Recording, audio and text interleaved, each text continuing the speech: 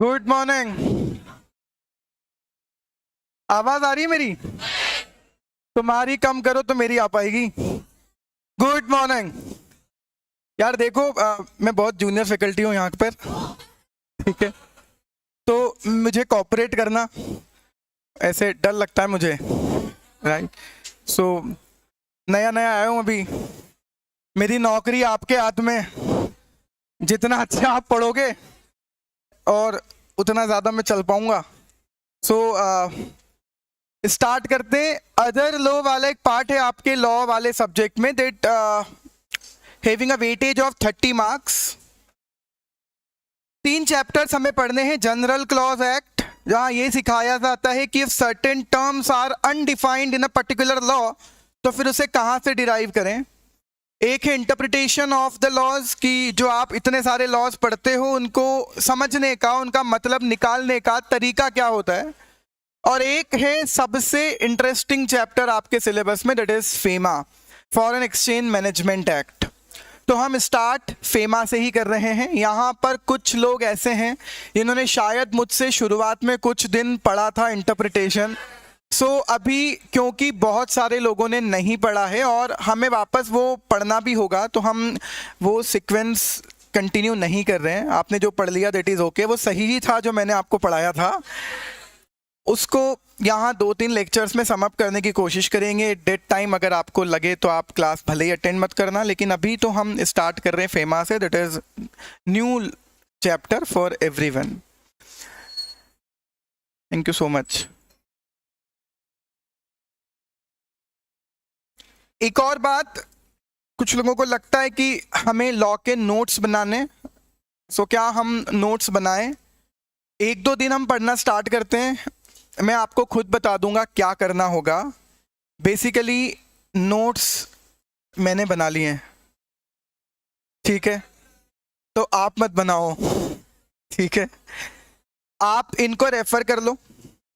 और एक काम जो मैं हमेशा बच्चों को बोलता हूं कि आप घर जाकर कोई भी लॉ पढ़ रहे हो, घर जाकर अगर आप उस लॉ में अच्छा स्कोर करना चाहते हो, तो सबसे अच्छा तरीका ये है कि जब आप आज घर जाओ तो hardly it will take 15 to 20 minutes to revise all the things जो हमने क्लास में पढ़ी हैं। उसके बाद एटलीस्ट 10 मिनट जो आपने आज पढ़ा है उसमें से 1-2 क्वेश्चंस को खुद से लिखो। अगर आप अपना भला चाहते हो लॉ वाले सब्जेक्ट्स में, थ्योरेटिकल सब्जेक्ट्स में, चाहे वो कोई सा भी थ्योरेटिकल सब्जेक्ट हो, ट्राई किया करो कि आप 10-15 मिनट घर जाके लिखो, क्योंकि आप पूरी लड़ाई जो है ना वो लिखने की है।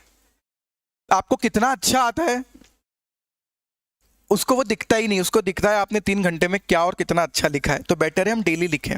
As far as notes are concern, आप खुद पूरे नोट्स मत बनाओ। हाँ, आपकी हैबिट है बनाने की तो रोकना मत, आप कंटिन्यू करना। हो सकता है आप बहुत अच्छे नोट्स बना लो, अगली बार मैं उनकी फोटोकॉपी करवा लूँ। आप कंटिन्यू करो वो जो आपकी प्रैक्टिस है। लेकिन अगर आप ये पूछ रहे हो कि क्या बनाएं, क्या हमारी तो इच्छा नहीं है, तो आप मत बनाएं, लेकिन डेली घर जाकर लिखना। मुझे बहुत ज़्यादा टाइम नहीं मिला है तो मैं रेगुलर नहीं कर पाऊंगा, लेकिन मेरे लॉ वाले सब्जेक्ट में मेरी रेगुलर प्रैक्टिस होती है कि मैं शुरुआत में 15 मिनट आकर केवल जो कल पढ़ाया ना उसमें से कुछ क्वेश्चंस लिखने को देता हूं और चेक करता हूं यहीं रैंडमली। सो ये हम 4-5 दिन में या एटलीस्ट चैप्टर आधा हो जाएगा, उसके बाद 1-2 बार करने की कोशिश करेंगे हर चैप्टर में। आप क्यूमुलेटिव पढ़ना, मतलब जितना मैंने, फॉर एग्जांपल 8 दिन बाद अगर मैं आपको लिखने को दूंगा कुछ क्लास में, तो जितना मैंने 8 दिन में पढ़ा दिया होगा उसमें से कुछ भी दे दूंगा। मैं चाहता हूं जब तक हम फेमा खत्म करें, हम कोई भी टॉपिक खत्म करें, वो आपका भी खुद से हो जाए। स्टार्ट करते हैं। हाँ, मॉड्यूल बिल्कुल रेफर करना है। क्या करेंगे हम, जैसे कोई चैप्टर, जैसे फेमा मैंने यहाँ पर कंप्लीट किया, तो इट्स योर रिस्पॉन्सिबिलिटी, आप घर जाकर वो मॉड्यूल पलट लें जब चैप्टर खत्म हो जाए। आपको कोई नई चीज़ मिलती है तो मुझे बताएं, वैसे मिलेगी नहीं। और कुछ डिस्कशन करना होगा तो मैं करूँगा।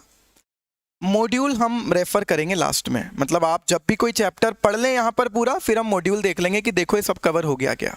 चलिए स्टार्ट करते हैं। फॉरेन एक्सचेंज मैनेजमेंट एक्ट, मैंने कब कहा डिटेल में नहीं पढ़ाऊंगा, सब पढ़ाऊंगा, डोंट वरी।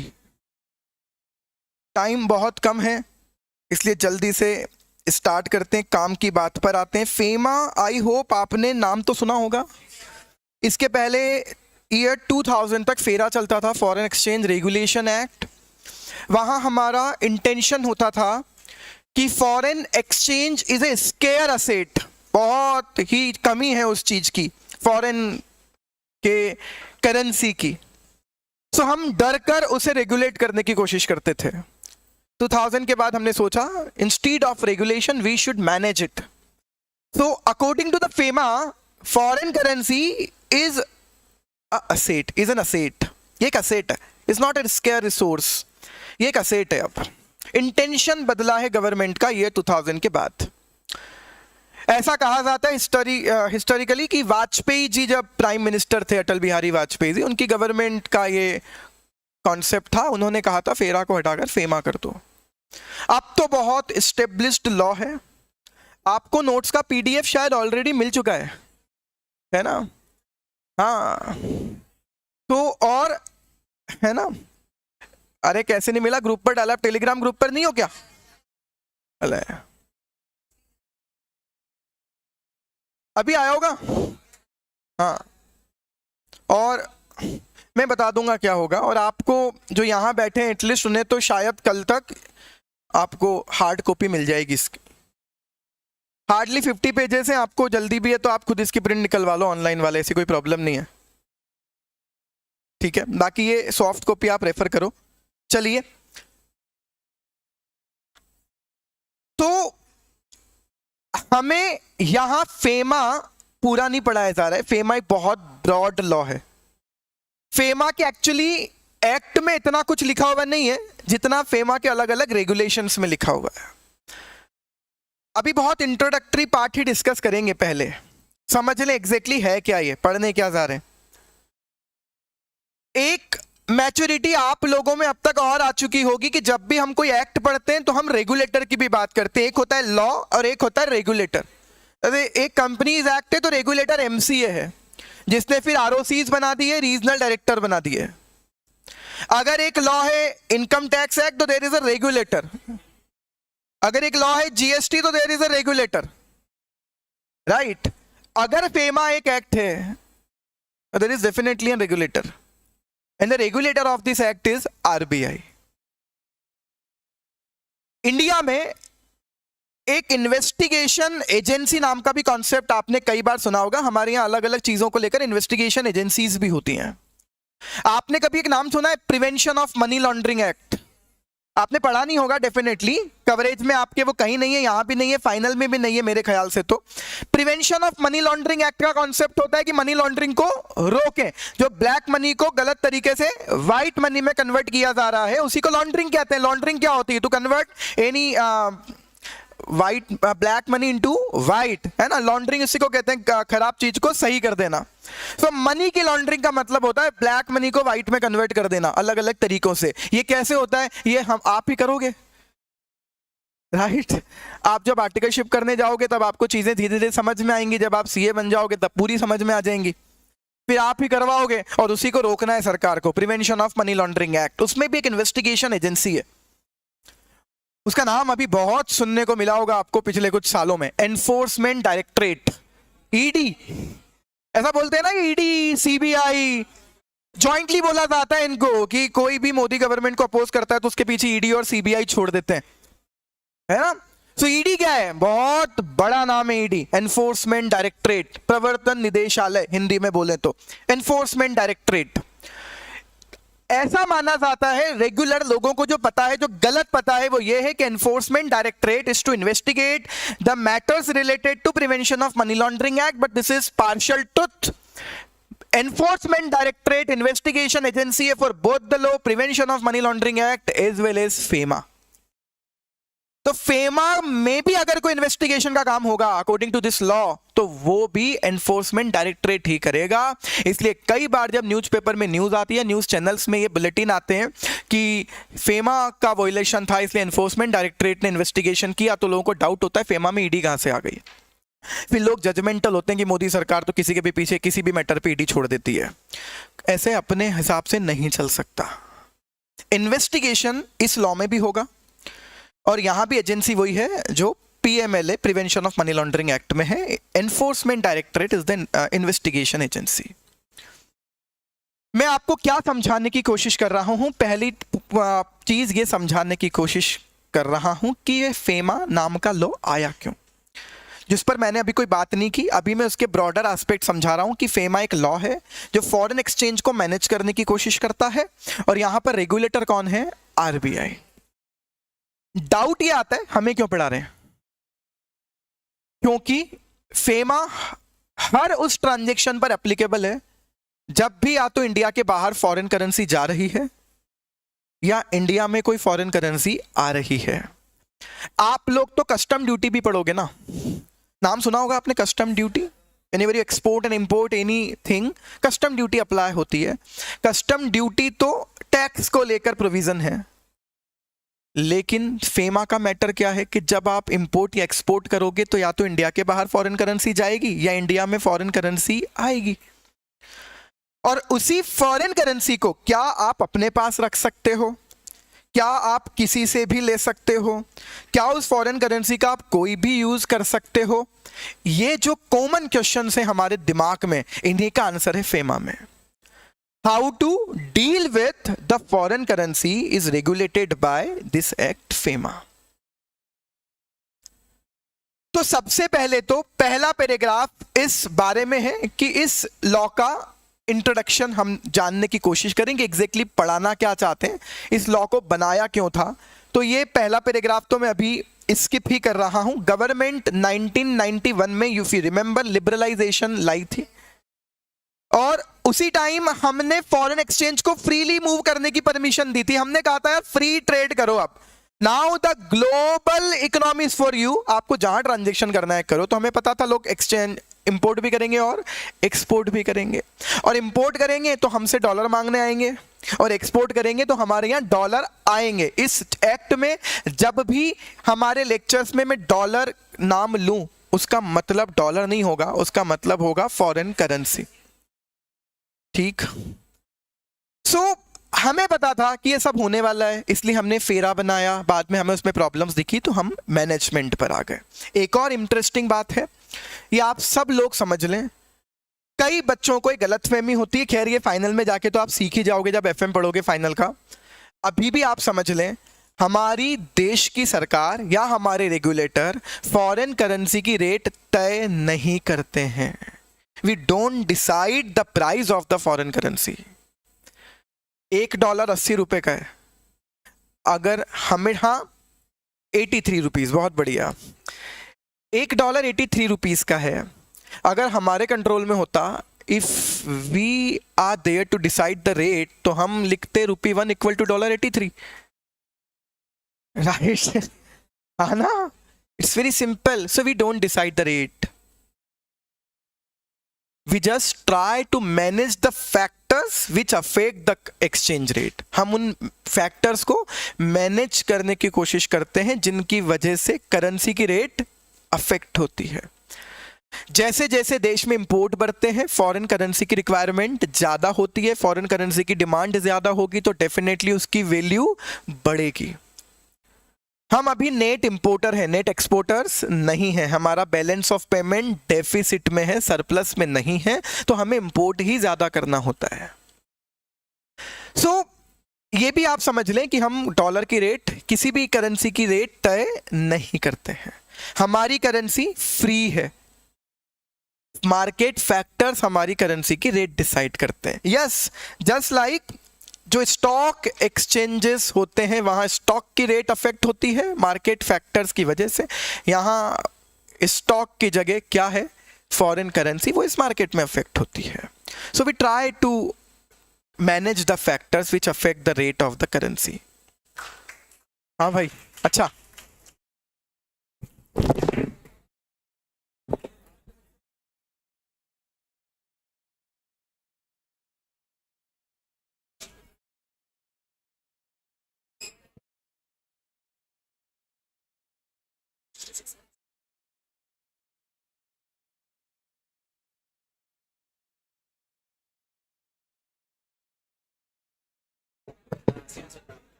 सो पवन इधर आ जाओ एक मिनट, इनको भी दिख जाए।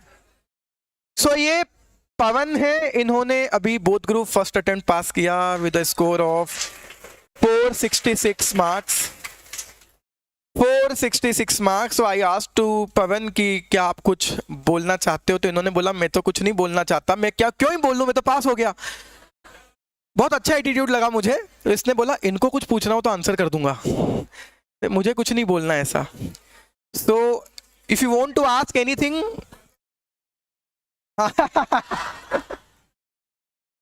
बोले ये अदर लॉस कैसे पढ़े? मॉड्यूल से previous year question RTP MTP से बहुत अच्छे से हो जाता है। अभी तक तो उसी से आते थे क्वेश्चन अधिकतर, मतलब 90% क्वेश्चन रिपीट होते हैं अदर लॉ में। तो बाकी अभी नए इसमें क्या होगा मेरे को पता नहीं है। फेमा शायद नया है और एलएलपी भी शायद आया इसमें, तो उसका पता, उसके प्रीवियस ईयर क्वेश्चन होंगे नहीं। मगर बाकी के जैसे हमारे टाइम पे तो इंडियन कॉन्ट्रैक्ट एक्ट था, तो उसके तो प्रीवियस ईयर क्वेश्चन से हो जाते थे। लॉ में भी सेम चीज़ होती है, लॉ में अदर लॉ में दोनों में। ऑडिट में तो मेरे भी 41 है, पर हाँ उसके जो सर बताते हैं ना वो तरीका बेस्ट है। मेरे बहुत सारे दोस्तों ने ट्राई किया और अधिकतर के 65+ मार्क्स है। एफएम में तो तरुण सर के जो क्वेश्चन होते हैं वो बहुत होते हैं और प्रीवियस ईयर क्वेश्चन से अधिकतर आते हैं। मतलब प्रीवियस ईयर क्वेश्चन सबसे ज़्यादा इंपॉर्टेंट होते हैं। एसएम का तो लिख के मॉड्यूल से रट लो भाई जितना हो सकता है। एसएम तो रट के ही पास होगा।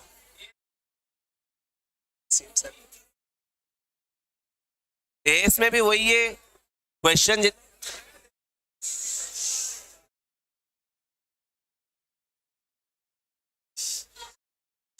मैं बोल लूं। एस में असीम सर पढ़ाते हैं, बहुत अच्छा पढ़ाते हैं, सबको समझ आता है,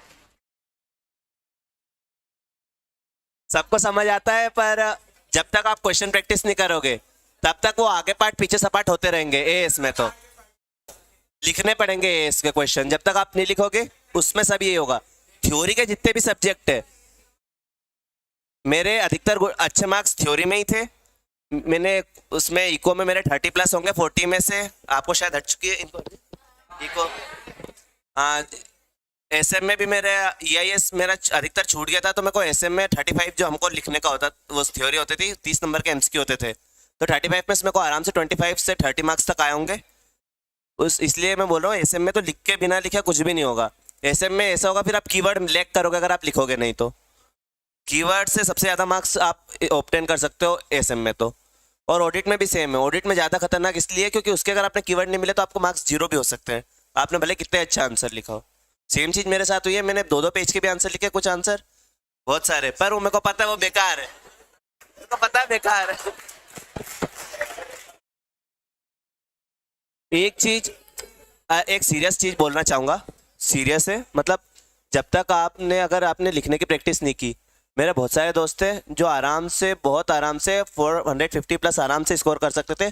उन अधिकतर का बहुत ग्रुप रह गया सिर्फ इसलिए क्योंकि वो पहला पूरा पेपर अटेम्प्ट करके नहीं आए थे। मेरी स्पीड अच्छी थी और मेरे को ज़्यादा चीज़ें मैंने पढ़ी नहीं थी। मैंने बहुत सारी चीज़ें क्लास में बहुत बंक करी है मैंने, और अधिकतर घर पे भी इतनी ज़्यादा सेल्फ स्टडी इतना डिसिप्लिन नहीं था मैं। लेकिन मेरे दोस्त थे, बस उनने एक गलती करी, उन्होंने लिख के प्रैक्टिस कभी नहीं करी है। उन्हें 3 घंटे वाले मॉक कभी नहीं दिए, इसकी वजह से उनको आते हुए भी उनका छूटा। किसी का भी 80-85 से ज़्यादा का अटेम्प्ट नहीं हो पाया, वहाँ पे अधिकतर लोगों ने लैग करा। तो आप ये बहुत रिक्वेस्ट है हम्बली कि आप लिख के देखिएगा पूरी चीज़ों को। 3 घंटे में वो पेपर 100 नंबर का अटेम्प्ट करने की सबसे ज़्यादा कोशिश कीजिएगा, क्योंकि 100 अटेम्प्ट करने पे 40 आराम से आ जाते हैं। Thank you.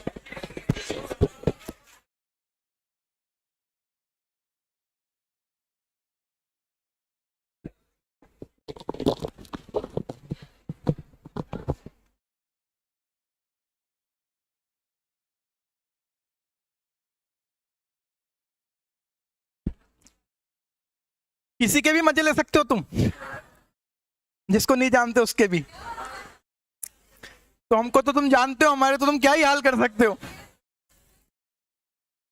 तो देखो जिस तरह के आप डाउट्स पूछ रहे थे ना, एक बात समझो, 2 ही तरह के सब्जेक्ट्स होते हैं।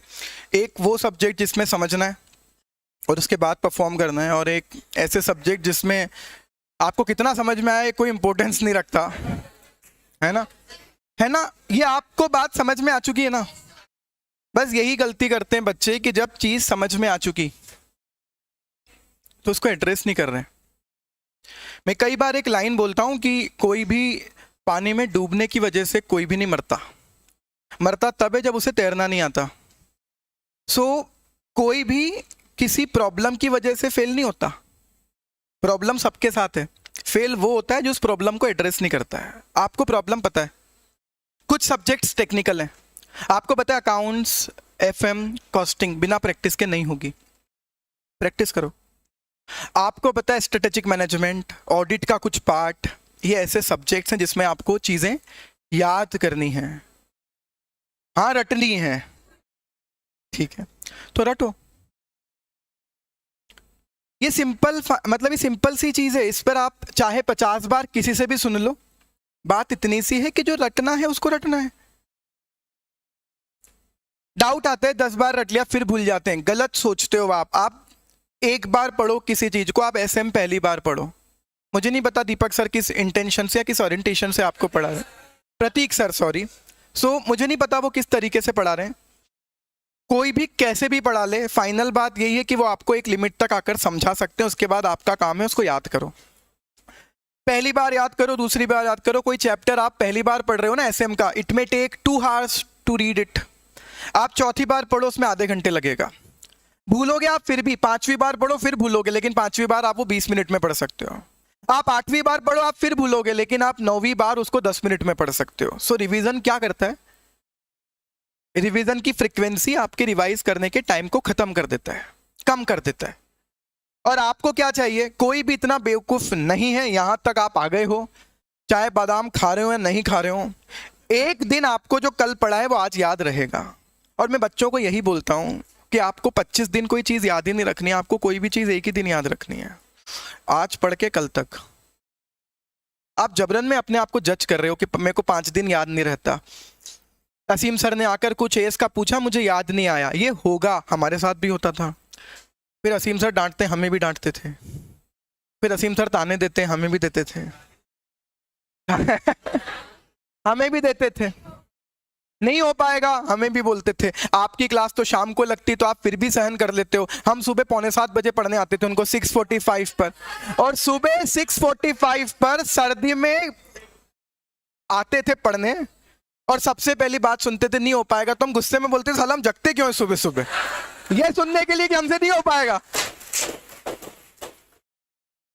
सो उनका काम है वो आपको बताना, वो आपके दुश्मन नहीं है, वो हमें इंस्पायर करना चाहते हैं कि नालायक को हम बोल रहे हैं तुम नहीं हो पाओगे, कुछ करो जिससे हो पाओ, हो जाओगे तो उन्हें ही सबसे ज्यादा अच्छा लगेगा।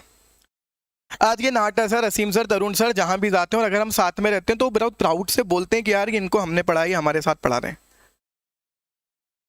एक पिता और एक गुरु ही होता है जो अपने से आगे आपको बढ़ता हुआ देख सकता है, इसके अलावा हर किसी को ज्वेलसी होगी अगर आप उससे ज्यादा आगे बढ़ोगे। सो वो तो अच्छा सोच रहे हैं आपके लिए, हमको लगता है बुरा कि यार सुबह सुबह 6:45 बजे आते हैं, ये बोलते तुमसे नहीं हो पाएगा।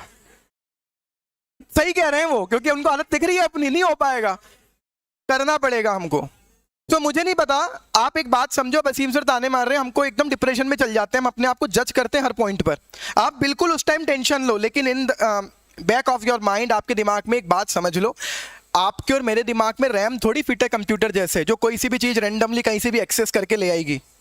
कंप्यूटर में रैम है, रैंडम एक्सेस मेमोरी जिसको कहते हैं, वो रैम एक्सेस करके ले आती हर चीज को रैंडमली। आपके और मेरे दिमाग में नहीं है, नहीं आती कई बार। अब इसको ये मत बोल देना असीम सर ने किसी दिन पूछा, बोला रैम थोड़ी है हमारे दिमाग में, उनका काम है वो पूछेंगे, मैं भी पूछूंगा 4 दिन बाद, मुझसे मत बोलना रैम थोड़ी है। पर आप समझो, हम कोशिश तो करें, हम कोशिश करें, ज्यादा से ज्यादा कोशिश करें, जो कोशिश करेगा उसको चीजें मिलती हैं।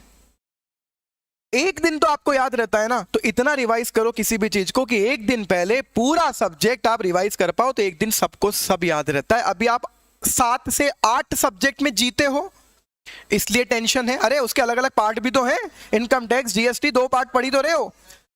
वैसे ही आप अभी 7-8 सब्जेक्ट्स में जी रहे हो, 8 सब्जेक्ट्स एक साथ रिकॉल करना, वो भी रैंडमली कहीं से भी कभी भी मुश्किल हो सकता है। लेकिन एक दिन जब आप केवल एक ही सब्जेक्ट को जीते हो ना, तो आपको एग्जाम में पूरा सब्जेक्ट वो रिकॉल होता है। इसलिए अपने आप को ज़्यादा जज मत करो, अपनी कोशिश करो ज़्यादा से ज़्यादा पढ़कर ज़्यादा से ज़्यादा रिवाइज करने की। सिंपल बात है, कुछ भी नहीं होता बेटा, ऐसा कुछ नहीं है। अगर बहुत ज़्यादा अच्छे इंटेलिजेंट लोग ही सीए बन पाते तो मैं तो कभी नहीं बन पाता, ठीक है ना? मैं नहीं बन पाता, और एक बार में तो बिल्कुल नहीं बन पाता, और साथ में सीए और सीएस तो नहीं बन पाता। सो एक बार में साथ में कर लिया, क्यों? क्योंकि हमसे कोई मना करने वाला नहीं था कि नहीं हो पाएगा। हमने ट्राई किया, हो गया। आंसर केवल एक ही, आप 50 बार भी पूछोगे आंसर एक ही। जो आपको पढ़ा रहे हैं वो पढ़ लो, बार बार रिवाइज करो, जो आपको गाइड किया जा रहा है वैसे कर लो। हमारे टाइम पर ना तो ये यूट्यूब ये होते थे ज़्यादा, है ना ऐसे इन्फ्लुएंसर्स होते थे जो खुद कुछ नहीं कर पाए इसलिए इन्फ्लुएंसर बन गए, लोग उनसे इन्फ्लुएंस हो रहे हैं, बल्कि वो खुद ही नहीं हो पाए अपने आप से इन्फ्लुएंस। इसलिए हमारे लिए केवल एक ही गाइडिंग सोर्स हुआ करता था कि जो टीचर्स हमें पढ़ा रहे हैं, हमारा ब्लाइंड फेथ होता था कि यार ये 20 साल से पढ़ा रहे हैं, इनको ज़्यादा आता होगा। इसलिए हम उनकी बात सुन लेते थे, वो जैसा बोलते थे वैसा कर लेते थे। एक रात पहले हम खुद ही पढ़ते थे, ना कि किसी की मैराथन देखते थे। वो उनका ही रिवीजन हो रहा है, आपका नहीं होगा कभी भी, वो उसी का हो रहा है, भाई का जो करवा रहा है। समझदार बच्चा वो है जो एक रात पहले खुद से पढ़ रहा है, क्योंकि पास आप सुनने से नहीं होंगे, पढ़ने से होंगे। ये डिफरेंस ध्यान रखना। पास होने के लिए पढ़ना पड़ेगा, सुनने से पास नहीं हो पाओगे। तो पढ़ो खुद से। अभी काम की बातों पर आता हूं डायरेक्टली। सबसे पहला पॉइंट डिस्कस करते हैं, salient features of the act discuss करते हैं। हाँ बेटा, इंट्रोडक्शन ही दे रहा हूं आज, अभी एक दो चीजें पढ़ाऊंगा, बट हाँ पहले समझ तो ले चीजें। बहुत सारी चीजें इस फीचर्स वाले पार्ट में हमें समझने को मिलेंगी। प्लीज चुप हो जाओ, समझने पर ध्यान दो। एक्ट क्या है उसको डिस्कस करते हैं। एक्ट सबसे पहले तो रेगुलेट करेगा the transactions between resident and non resident. आप भी जानते हो इंपोर्ट एक्सपोर्ट्स होंगे, फॉरेन करेंसी का ट्रांजैक्शन होगा। किसके बीच में ट्रांजैक्शन होने वाले हैं? रेसिडेंट और नॉन रेसिडेंट, उन्हें हम रेगुलेट करेंगे। कुछ ट्रांजैक्शन हम करने से मना करेंगे, कुछ ट्रांजैक्शंस करने से हाँ करेंगे, तो तरीका बताएंगे। और अगर आप करोगे तो उसमें फिर फॉरेन करेंसी आएगी, उससे कैसे डील करें, जाएगी उसे कैसे डील करें, ये फेमा बताएगा। So it regulate the transaction between resident and non resident. Point number 2, investment in India by non-resident and overseas investment by Indian resident। ये दो ही काम होंगे। बाहर से पैसा आएगा तो आप उसे क्या बोलते हो? Investment from outside India. That may be direct investment और पोर्टफोलियो इन्वेस्टमेंट। एफडीआई और एफपीआई सब समझते होंगे। हमारे यहाँ आकर फैक्ट्रियों में पैसा लगे, नया बिजनेस लगे, एफडीआई। हमारे शेयर मार्केट में जाकर पैसा लगे, FPI. Is this clear? Foreign direct investment या फॉरेन पोर्टफोलियो इन्वेस्टमेंट जब भी इंडिया में आएगा, फेमा रेगुलेट करेगा। आपको फीचर्स पढ़ते पढ़ते तक ही रियलाइज हो जाएगा कि क्यों being a chartered accountant student हमें लॉ पढ़ाया जा रहा है। आप ही तो करवाओगे ये सब। आपके क्लाइंट ही फॉरेन से इन्वेस्टमेंट लेकर आएंगे, आपको तो पता होना चाहिए क्या लॉ फॉलो करना है। आपके क्लाइंट ही फॉरेन में जाके इन्वेस्टमेंट करेंगे, आपको पता होना चाहिए क्या लॉ फॉलो करना है। इसका अपोजिट ओवरसीज इन्वेस्टमेंट। कौन कर रहा है ये? Indian resident. तो जब हम ओवरसीज इन्वेस्टमेंट करेंगे, हम सरकार से डॉलर मांगने जाएंगे, उसको भी रेगुलेट कौन करेगा? फेमा। आगे आते हैं पॉइंट नंबर 3। हाँ, एक और बात मैं आपको बता दूं, इन सब चीजों को हम इतना इंटेंसिवली क्यों रेगुलेट कर रहे हैं, क्यों मैनेज कर रहे हैं? क्योंकि किसी भी देश के लिए एक बहुत बड़ा इंपॉर्टेंट एस्पेक्ट होता है कि कितना फॉरेन करेंसी का रिजर्व आपके पास रखा हुआ है। क्या आप ये वर्ड जानते हो, फॉरेन करेंसी का रिजर्व? आपको पता है आज आजादी के बाद हमारे पास अब तक का सबसे ज्यादा फॉरेन एक्सचेंज रिजर्व है। और ये होने का रीजन क्या? क्योंकि 70 सालों में जितना इन्वेस्टमेंट फॉरेन से इंडिया में नहीं आया, उतना पिछले 10 सालों में आया। और हमारे फॉरेन करेंसी का जो नॉट एग्जैक्टली बट जो अराउंड जो अभी हमारे पास फॉरेन एक्सचेंज का रिजर्व है, इट्स अराउंड 6,23,000 मिलियन डॉलर। ये हमारा फॉरेक्स रिजर्व है आज की डेट में। 6,23,000 था, अप्रॉक्स 6 लाख मिलियन डॉलर का फॉरेन करेंसी रिजर्व है हमारे पास। क्यों इतना इंपॉर्टेंट है हमारे लिए ये? क्योंकि अगर आपके पास फॉरेन करेंसी का रिजर्व नहीं होगा तो आप अपने यहां से इंपोर्ट करने वाले लोगों को फॉरेन करेंसी कैसे दे पाओगे? और अगर नहीं दे पाओगे तो फिर आपको बाहर से खरीदना पड़ेगा। तो इनडायरेक्टली आप फॉरेन करेंसी की क्या बढ़ा रहे हो? डिमांड बढ़ा रहे हो। आपको गोल्ड खरीदने के लिए फॉरेन करेंसी चाहिए, आपको पेट्रोल खरीदने के लिए फॉरेन करेंसी चाहिए। हमारी डे टू डे जाने कितनी रिक्वायरमेंट ऐसी हैं जिनको खरीदने के लिए आपको क्या चाहिए? Foreign currency. और इसीलिए हमें रखना है फॉरेन करेंसी का रिजर्व, और इसीलिए हम फेमा के थ्रू इसको रेगुलेट करेंगे। हमारी कोशिश होती है फॉरेन करेंसी ज्यादा से ज्यादा देश में आए और कम से कम हमारे यहां से बाहर जाए। This is the whole sole mindset of the regulator. कम से कम फॉरेन करेंसी हमारे यहां से बाहर जाए, इसीलिए बाहर जो लेकर जाएंगे उस पर कंट्रोल करेंगे। ज्यादा से ज्यादा इंडिया में फॉरेन करेंसी आए, इसलिए जो लेकर आ रहा है उसे हम प्रमोट करते हैं। इंटेंशन, माइंडसेट समझो, चीजें आसान लगेंगी पढ़ने में।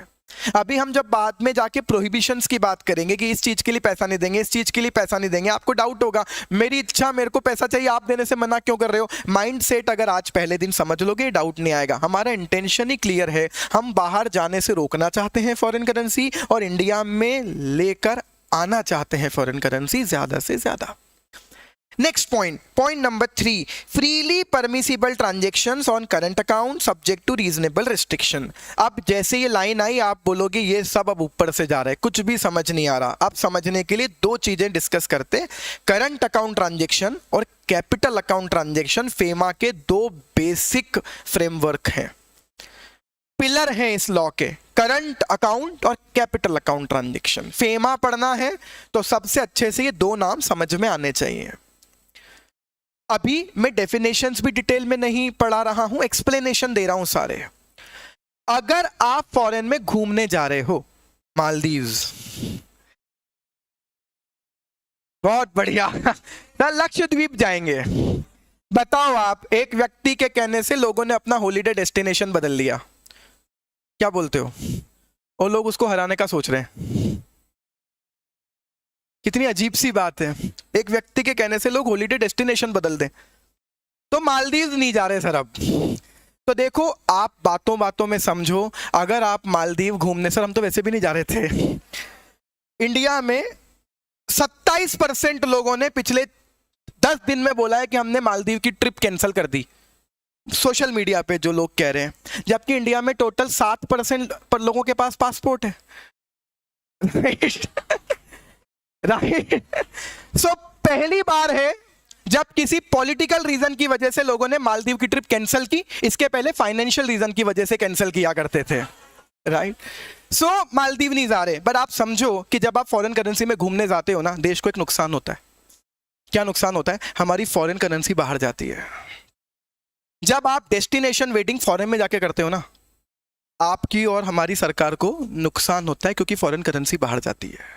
इसीलिए आपने एक स्टेटमेंट अगर मोदी जी का सुना हो, पिछले 1 महीने पहले का स्टेटमेंट है, जब शादियों का सीजन चालू हुआ था, तब उन्होंने कहा था कि जैसे हमने मेक इन इंडिया करा, वैसे आप वेडिंग इन इंडिया को प्रमोट करो, आप इंडिया में शादी करो, पैसा यहीं का यहीं रहेगा। This is the intention. तो हर चीज का एक लॉजिक है। और आप जानते हो मालदीव वालों को क्या प्रॉब्लम हुई, अगर हम मना करेंगे तो वहां करेंसी आने से रुकेगी, वहां के एम्प्लॉयमेंट डिस्टर्ब होंगे। खैर, तो आप जब फॉरेन में घूमने जा रहे हो, आप जब फॉरेन में जाके खर्चा कर रहे हो, आप फॉरेन से कुछ खरीद के ला रहे हो, नॉर्मल आपके एक्सपेंसेस की चीजें जो कंज्यूम करोगे वो चीजें, तो यह है करंट अकाउंट ट्रांजैक्शन। और अगर आप फॉरेन से कैपिटल असेट खरीद के ला रहे हो, फिक्स्ड असेट खरीद के ला रहे हो, मशीन्स खरीद के ला रहे हो, तो ये कौन सा ट्रांजैक्शन है? Capital account transaction. ये केवल एक्सप्लेनेशन के लिए लिखना, अगर जो लोग लिख भी रहे हैं तो डेफिनेशन में ऐसा लिखा हुआ नहीं है। डेफिनेशन कैसी है वो हम पढ़ेंगे कि if it affect your asset and liability, तो ये कैपिटल अकाउंट ट्रांजैक्शन है। और current account transactions are those transaction which are not capital account transaction. तो the public company is a company which is not a private company. यहां भी वही scene है। तो कैपिटल को एम्फेसाइज किया, वो हम समझेंगे। आई होप आपको एक्सप्लेनेशन क्लियर है। जब आपकी असेट लाइबिलिटी अफेक्ट हो रही है, आप मशीन खरीद के ला रहे हो, ये कौन सा ट्रांजैक्शन? Capital account. और छोटे मोटी चीजों के लिए जब आप पैसा लेकर जा रहे हो, घूमने जाने के लिए, कुछ खरीदने के लिए, तो ये क्या है? Current account transaction. मैं आपसे पूछ रहा हूं, करंट अकाउंट ट्रांजैक्शंस को आप परमिट करोगे या प्रोहिबिट कर दोगे? प्रोहिबिट कर दोगे? आप घूमने नहीं जाने दोगे बाहर? आप फॉरेन में किसी को हॉस्पिटल में ट्रीटमेंट नहीं करवाने दोगे? हम रेगुलेट करेंगे। हम उन चीजों की क्या तय कर देते हैं? लिमिट। घूमने जा रहे हो, इतना पैसे से ज्यादा नहीं देंगे। इलाज करवाने जा रहे हो, इतने से ज्यादा नहीं देंगे। बात समझ रहे हो? अब फीचर का पॉइंट नंबर 3 पढ़े, फ्रीली परमिसिबल ट्रांजेक्शन। आप समझें कि जो करंट अकाउंट के ट्रांजेक्शन है ना, वो सब कैसे ट्रांजेक्शन है? फ्रीली परमिसिबल, जाओ करो, कोई प्रॉब्लम नहीं है, फ्रीली परमिसिबल है, सब्जेक्ट टू रीजनेबल रिस्ट्रिक्शन। और मैंने अभी बातों बातों में क्या रीजनेबल रिस्ट्रिक्शन समझाया आपको? लिमिट लगा दी, एक रीजनेबल लिमिट लगा दी है कि भाई क्या करेगा $2 लाख से ज्यादा इस चीज के लिए ले जाकर, इस चीज के लिए $10,000 से ज्यादा की क्या जरूरत है? ऐसे रीजनेबल रेस्ट्रिक्शन लगा दी। तो मैं फिर पूछ रहा हूं, हम करंट अकाउंट ट्रांजेक्शंस को प्रोहिबिट करने बैठे हैं? हम फ्रीली परमिट करके बैठे हैं, subject to certain reasonable restrictions. 4th point पर आते हैं, RBI and central government control over capital account transaction. देखो इंटेंशन बदल गया। करंट अकाउंट के लिए तो क्या कह रहे हैं? Freely permissible. कैपिटल अकाउंट के लिए क्या कह रहे हैं? कंट्रोल लगाएंगे। मतलब कौन से ट्रांजेक्शन ज्यादा आसान है करना? मैं इतना ही माइंडसेट डेवलप करने के इंटेंशन से आया हूं आज। हम इतना चीजें समझ लें केवल आज, फिर सेक्शंस पढ़ना स्टार्ट करेंगे। कौन से ट्रांजेक्शन पे हमें ज्यादा प्रॉब्लम नहीं है? करंट पर, क्योंकि वहां बहुत बड़ा क्वांटम भी नहीं होता है। हम ज्यादा दिमाग कहां लगाएंगे? Capital account. हाँ 100%। आप समझो ना, ये जो फॉरेन में जाके आप इन्वेस्टमेंट कर रहे हो, फॉरेन की सिक्योरिटीज खरीद रहे हो, फॉरेन में जाके आप फैक्ट्रीज लगा रहे हो, जिसको हम क्या बोल सकते हैं? Overseas investment. आप ही बता दो ये करंट अकाउंट ट्रांजेक्शन है या कैपिटल अकाउंट? Capital account. और गवर्नमेंट इसको बहुत क्लोजली क्या करती है? Regulate, monitor. गवर्नमेंट भी और आरबीआई भी। कुछ कुछ चीजें ऐसी हैं आपको नहीं पढ़ाई जाती, कुछ चीजें ऐसी हैं कि अगर आपको फॉरेन में इन्वेस्टमेंट करना है, ओवरसीज इन्वेस्टमेंट, तो up to a certain limit RBI approve करती है, और एक लिमिट से बड़ा ट्रांजैक्शन करना है, इन्वेस्टमेंट करना है, तो सेंट्रल गवर्नमेंट अप्रूव करती है, फाइनेंस मिनिस्ट्री। इसीलिए लिखा central government and RBI control over capital account transaction. जो ओवरसीज बैंक या फॉरेन बैंक में डिपॉजिट मनी या लोन लेते हैं, वो आरबीआई रेगुलेट करता है कि फेमा। ये कैसा डाउट है? रेगुलेट कौन से एक्ट से होगा? फेमा से। रेगुलेटर कौन है? आरबीआई। अगर फेमा बीच में आएगा तो रेगुलेटर। फेमा तो एक लॉ है जिसमें लिखा हुआ, फेमा कुछ रेगुलेट नहीं कर सकता, फेमा तो एक किताब है, उसकी जिम्मेदारी किसको दी हुई है? आरबीआई को। आगे आते हैं, next point, requirement for realization of export proceed and repatriation to India dealing in foreign exchange। Sir ये क्या लिख रहे हो? requirement for realization of export proceeds। आप एक्सपोर्ट समझते हो बहुत अच्छे से। एक्सपोर्ट करके इंडिया में फॉरेन करेंसी आएगी या जाएगी? आप अपने पास रख लोगे? अरे सर कैसी बात कर रहे हो, मैं ही तो रखूंगा। आप या मैं कोई भी फॉरेन करेंसी होल्ड करके नहीं रख सकते। आपको उसे रुपीज में कन्वर्ट करवाना ही पड़ेगा। करेंगे शिवांशु, उसको रुपीज में कन्वर्ट करवाना ही पड़ेगा। वो डॉलर कहां जाएगा? हमारे फॉरेन एक्सचेंज करेंसी के रिजर्व में। वो तो आरबीआई तक जाएगा, वो गवर्नमेंट तक जाएगा। आपको तो रुपये ले लो उसके बदले में। इसको क्या बोलते हैं इंग्लिश में? रीपेट्रिएट करना। कि पैसा आ जाए तो उसे रुपीज में क्या करवा लेना? कन्वर्ट। हमें दे देना, आप नहीं रख सकते अपने पास। सो रिपेट्रिएशन का कॉन्सेप्ट क्या होता है? That you can not hold foreign currency in your hand. आओ पैसे लाए हो, कन्वर्ट करवा लो, रुपीज ले लो। ये कन्वर्जन किसके थ्रू होता है? इसी के लिए वर्ड यूज होता है authorised dealer. Why most of the foreign currencies flowing to Russia?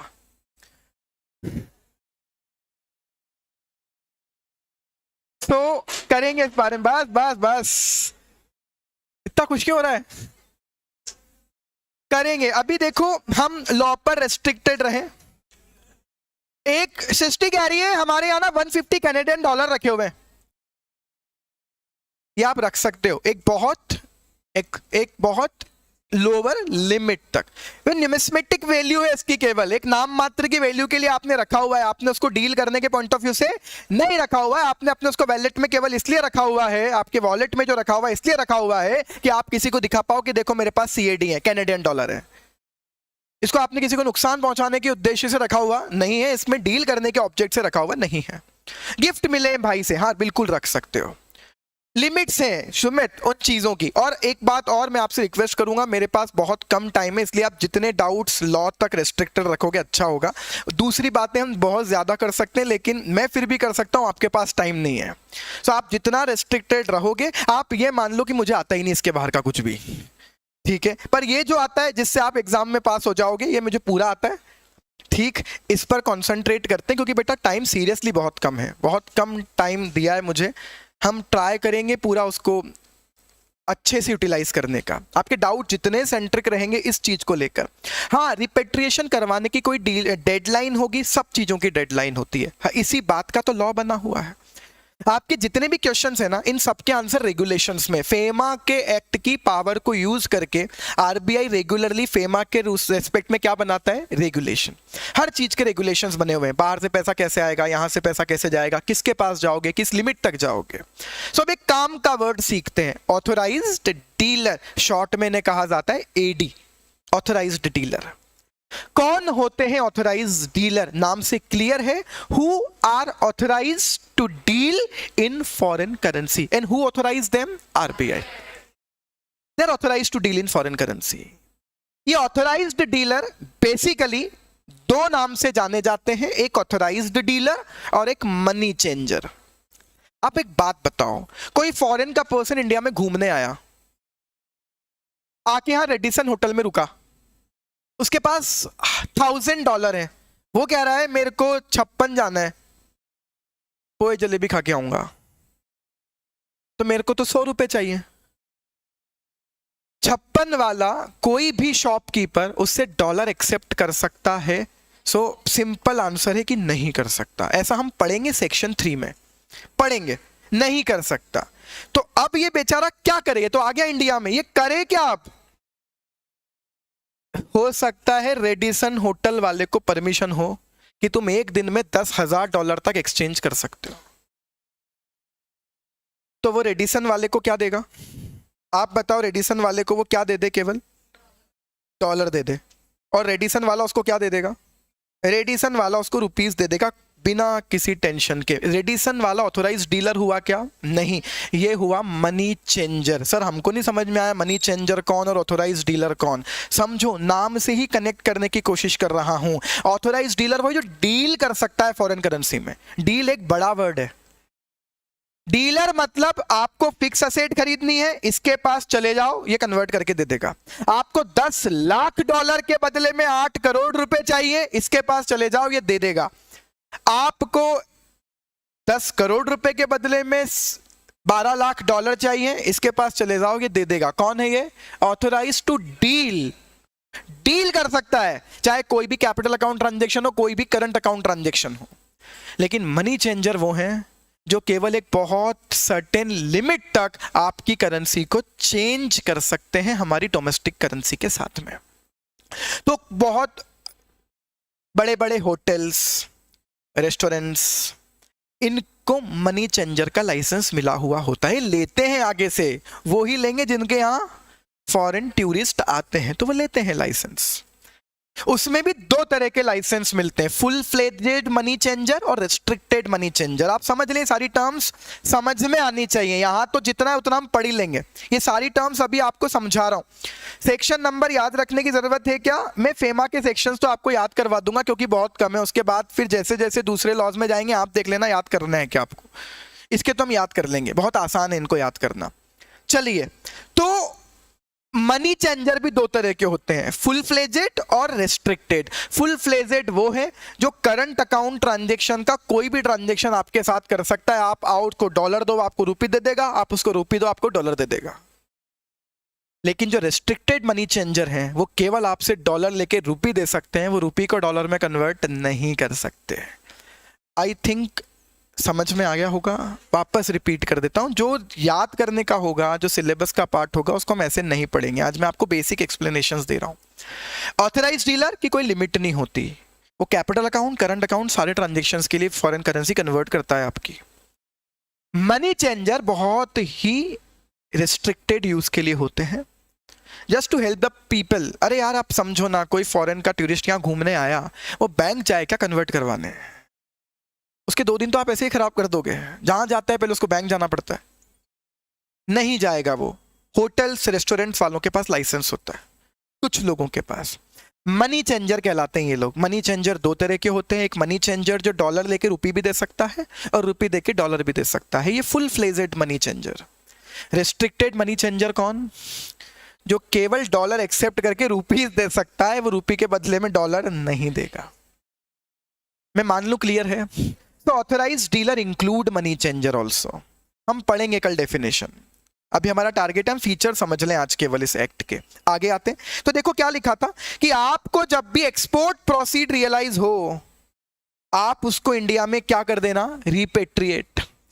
और किसके थ्रू कर देना? ऑथराइज्ड पर्सन के थ्रू। That's it. आगे आए, नेक्स्ट पॉइंट देखो क्या लिखा है। क्या ये पॉइंट आपको समझ में आता है? डीलर, हाँ, किसके through? Authorised dealer, money changer, इनके थ्रू आप रिपेट्रिएट करवा लो। एक लास्ट नाम और लिखा हुआ है, ऑफशोर बैंकिंग यूनिट्स। ये क्या होता है सर? ऑफशोर बैंकिंग यूनिट्स किसको बोल रहे हैं? अब ये बैंकिंग यूनिट्स ऐसी बैंकिंग कंपनी जो कहां की है? इंडिया के बाहर की, और ब्रांच कहां आकर खोली है? इंडिया में। हाँ वो बेटा अभी मैं बढ़ा दूंगा, डोंट वरी। और ये स्क्रीन थोड़ी सी प्रॉब्लम कर रही है, मैं इसको शायद, ये तो मेरा आईपैड नया है या इनका क्या पता आपस में तालमेल नहीं बन पा रहा है, मैं करवा दूंगा इसको सही, या शायद कनेक्टर का इशू हो सकता है। सुनिए, ये बार बार मिस कर रहा है, उसको छोड़ मिस हो जल्दी ये छोड़ देता है वो पावर। सुनिए, सो ऑफशोर बैंकिंग यूनिट्स किसे कहते हैं? फॉरेन की बैंक इंडिया में आकर क्या खोल ले? ब्रांच। आपने देखी कि फॉरेन की बैंक्स की इंडिया में ब्रांच नहीं देखी कभी? आपने एक बैंक का नाम सुना होगा, स्टैंडर्ड चार्टर्ड बैंक, उसकी इंडिया में ब्रांचेस है कई जगह।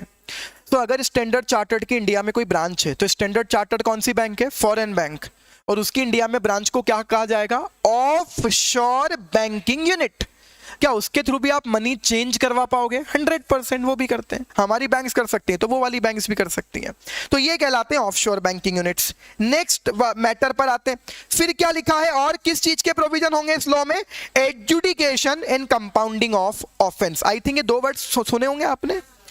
एडजुडिकेशन सुना है, ऑब्वियस है कि कोई मैटर्स होंगे तो डिसीजन मेकिंग होगी, अथॉरिटीज होंगी, एडजुडिकेट करेंगे आपका मैटर।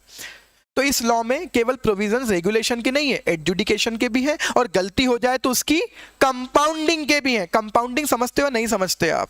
जब आप अथॉरिटी को जाकर बोलते हो मुझसे गलती हो गई, मैं एक्सेप्ट कर रहा हूं, मत करो एडजुडिकेशन, आप छोटी मोटी पेनल्टी लगाकर मैटर खत्म कर दो, आपका भी टाइम बचेगा, मेरा भी बचेगा। आप 2 साल तक एडजुडिकेशन करोगे, टाइम लगाओगे, फिर पेनल्टी लगाओगे, फिर मैं अपील करने जाऊंगा आपके डिसीजन के अगेंस्ट में। बेटर है आप मेरे इस ऑफेंस की क्या कर दो? कंपाउंडिंग। मैं मान रहा हूं मुझसे गलती हो गई, आप अपना टाइम बचाओ और मेरे पैसे बचा दो, पेनल्टी लगा दो छोटी मोटी, इसको कंपाउंडिंग कहते हैं। उस चीज के भी प्रोविजन है। और लास्ट प्रोविजन शायद मैं ऑलरेडी आपको बातों बातों में पहले बता चुका, investigation of offences by directorate of enforcement. So prevention of money laundering act और फेमा दोनों जगह इन्वेस्टिगेशन एजेंसी कौन है? Enforcement directorate. सो ये इन्वेस्टिगेशन के भी प्रोविजंस लॉ में लिखे हुए हैं। अब डाउट आएगा, क्या हमको सारे प्रोविजंस पढ़ने हैं? नहीं पढ़ने, आपको बहुत ही सॉर्टेड कंटेंट पढ़ना है, बहुत छोटा सा पार्ट पढ़ना है। आगे आते हैं, नेक्स्ट प्रोविजन क्या है? Appeal provisions. ये भी आप बहुत अच्छे से जानते होंगे। किसी अथॉरिटी ने आपके अगेंस्ट में डिसीजन दिया तो उसके खिलाफ क्या करोगे? मुझे नहीं पता आपने चीजें कितने अच्छे से देखी हैं, आज नाम आया मैं आपको समझा देता हूं। Appeal is not a constitutional right, ये ध्यान रखना। अपील करना कभी भी कॉन्स्टिट्यूशनल राइट नहीं होता, appeal is a legal right. What is the difference? अगर कॉन्स्टिट्यूशनल राइट होता ना अपील करना, तो आप किसी भी डिसीजन के खिलाफ कभी भी अपील कर सकते थे। Appeal is a legal right. उससे क्या फर्क पड़ता है? अगर किसी डिसीजन के अगेंस्ट में अपील करने के प्रोविजन किसी लॉ में लिखे हुए नहीं है, तो आप उस डिसीजन के खिलाफ अपील नहीं कर सकते हो। फिर समझा रहा हूं, इसीलिए appeal is not a constitutional right. इसलिए कभी भी हवा में ये बात नहीं करना किसी भी लॉ के मैटर में कि यहां से डिसीजन डिससेटिस्फाइड हुए, चलो अपील करते हैं। क्लाइंट को बोल दिया अपील करते हैं, पहले पढ़ लेना अपील के राइट है या नहीं लॉ में। अपील लीगल राइट है। तो फिर वो लॉ ही बताएगा कहाँ अपील होगी, किसको होगी, कितने दिन में होगी। तो फेमा में अपील के प्रोविजंस भी हैं। And last, enforcement of FEMA. कौन है रेस्पॉन्सिबल एजेंसी? आरबीआई। तो RBI exercise overall control over foreign exchange transactions. Enforcement of FEMA किसको दिया हुआ है? Directorate of enforcement form for this purpose. तो अगर लागू करवाना होगा किसी के ऊपर जोर जबरदस्ती से, कोई लोग अगर नहीं करेंगे फॉलो, सो एनफोर्समेंट के लिए हमने एक एजेंसी बना रखी है, वो इस लॉ के एनफोर्समेंट को भी ध्यान में रखेंगे, क्योंकि कई लोग होंगे जो उसको ओवरराइड करने की कोशिश करेंगे अपने फायदे के लिए, वो हम नहीं करने देते। सो एनफोर्समेंट के लिए directorate of enforcement is a separate entity. यही है फेमा का ओवरऑल स्ट्रक्चर। हमें बेसिकली इस लॉ में केवल ये पढ़ना है कौन से ट्रांजैक्शन कर सकते हो और कौन से ट्रांजैक्शन नहीं कर सकते। उसी के लिए बेसिक लॉ पढ़ना है। 2 ट्रांजैक्शन है बेसिकली, करंट अकाउंट और कैपिटल अकाउंट। तो यही अब आगे सब कुछ चलेगा। तो फाइनली इस लॉ को पढ़ना स्टार्ट करते हैं। डेफिनेशन वाले पार्ट को अगर हम डिस्कस करें तो ऐसा है कि जैसे जैसे वो वर्ड यूज़ होते जाएंगे हमारे लॉ में, वैसे वैसे हम उन डेफिनेशंस पर जाएंगे। मतलब हम एट वंस सारी डेफिनेशन नहीं पढ़ रहे हैं। जब जब हम सेक्शन पढ़ेंगे, जब जब लॉ पढ़ेंगे और कोई वर्ड आएगा तो जानने की कोशिश करेंगे कि लॉ में उस वर्ड का मीनिंग क्या है। पढ़ना स्टार्ट करते हैं। अगर पीडीएफ है आप सबके पास, तो पीडीएफ का पेज नंबर 38, आपको एक सेक्शन मिलेगा, सेक्शन नंबर 3। कल हमने कहा था कि इस एक्ट के थ्रू हम फॉरेन एक्सचेंज को मैनेज करेंगे, कुछ चीज़ों पर कंट्रोल लगाएंगे, कुछ चीज़ों को टोटली प्रोहिबिट करेंगे, कुछ चीज़ों को रेगुलेट करेंगे।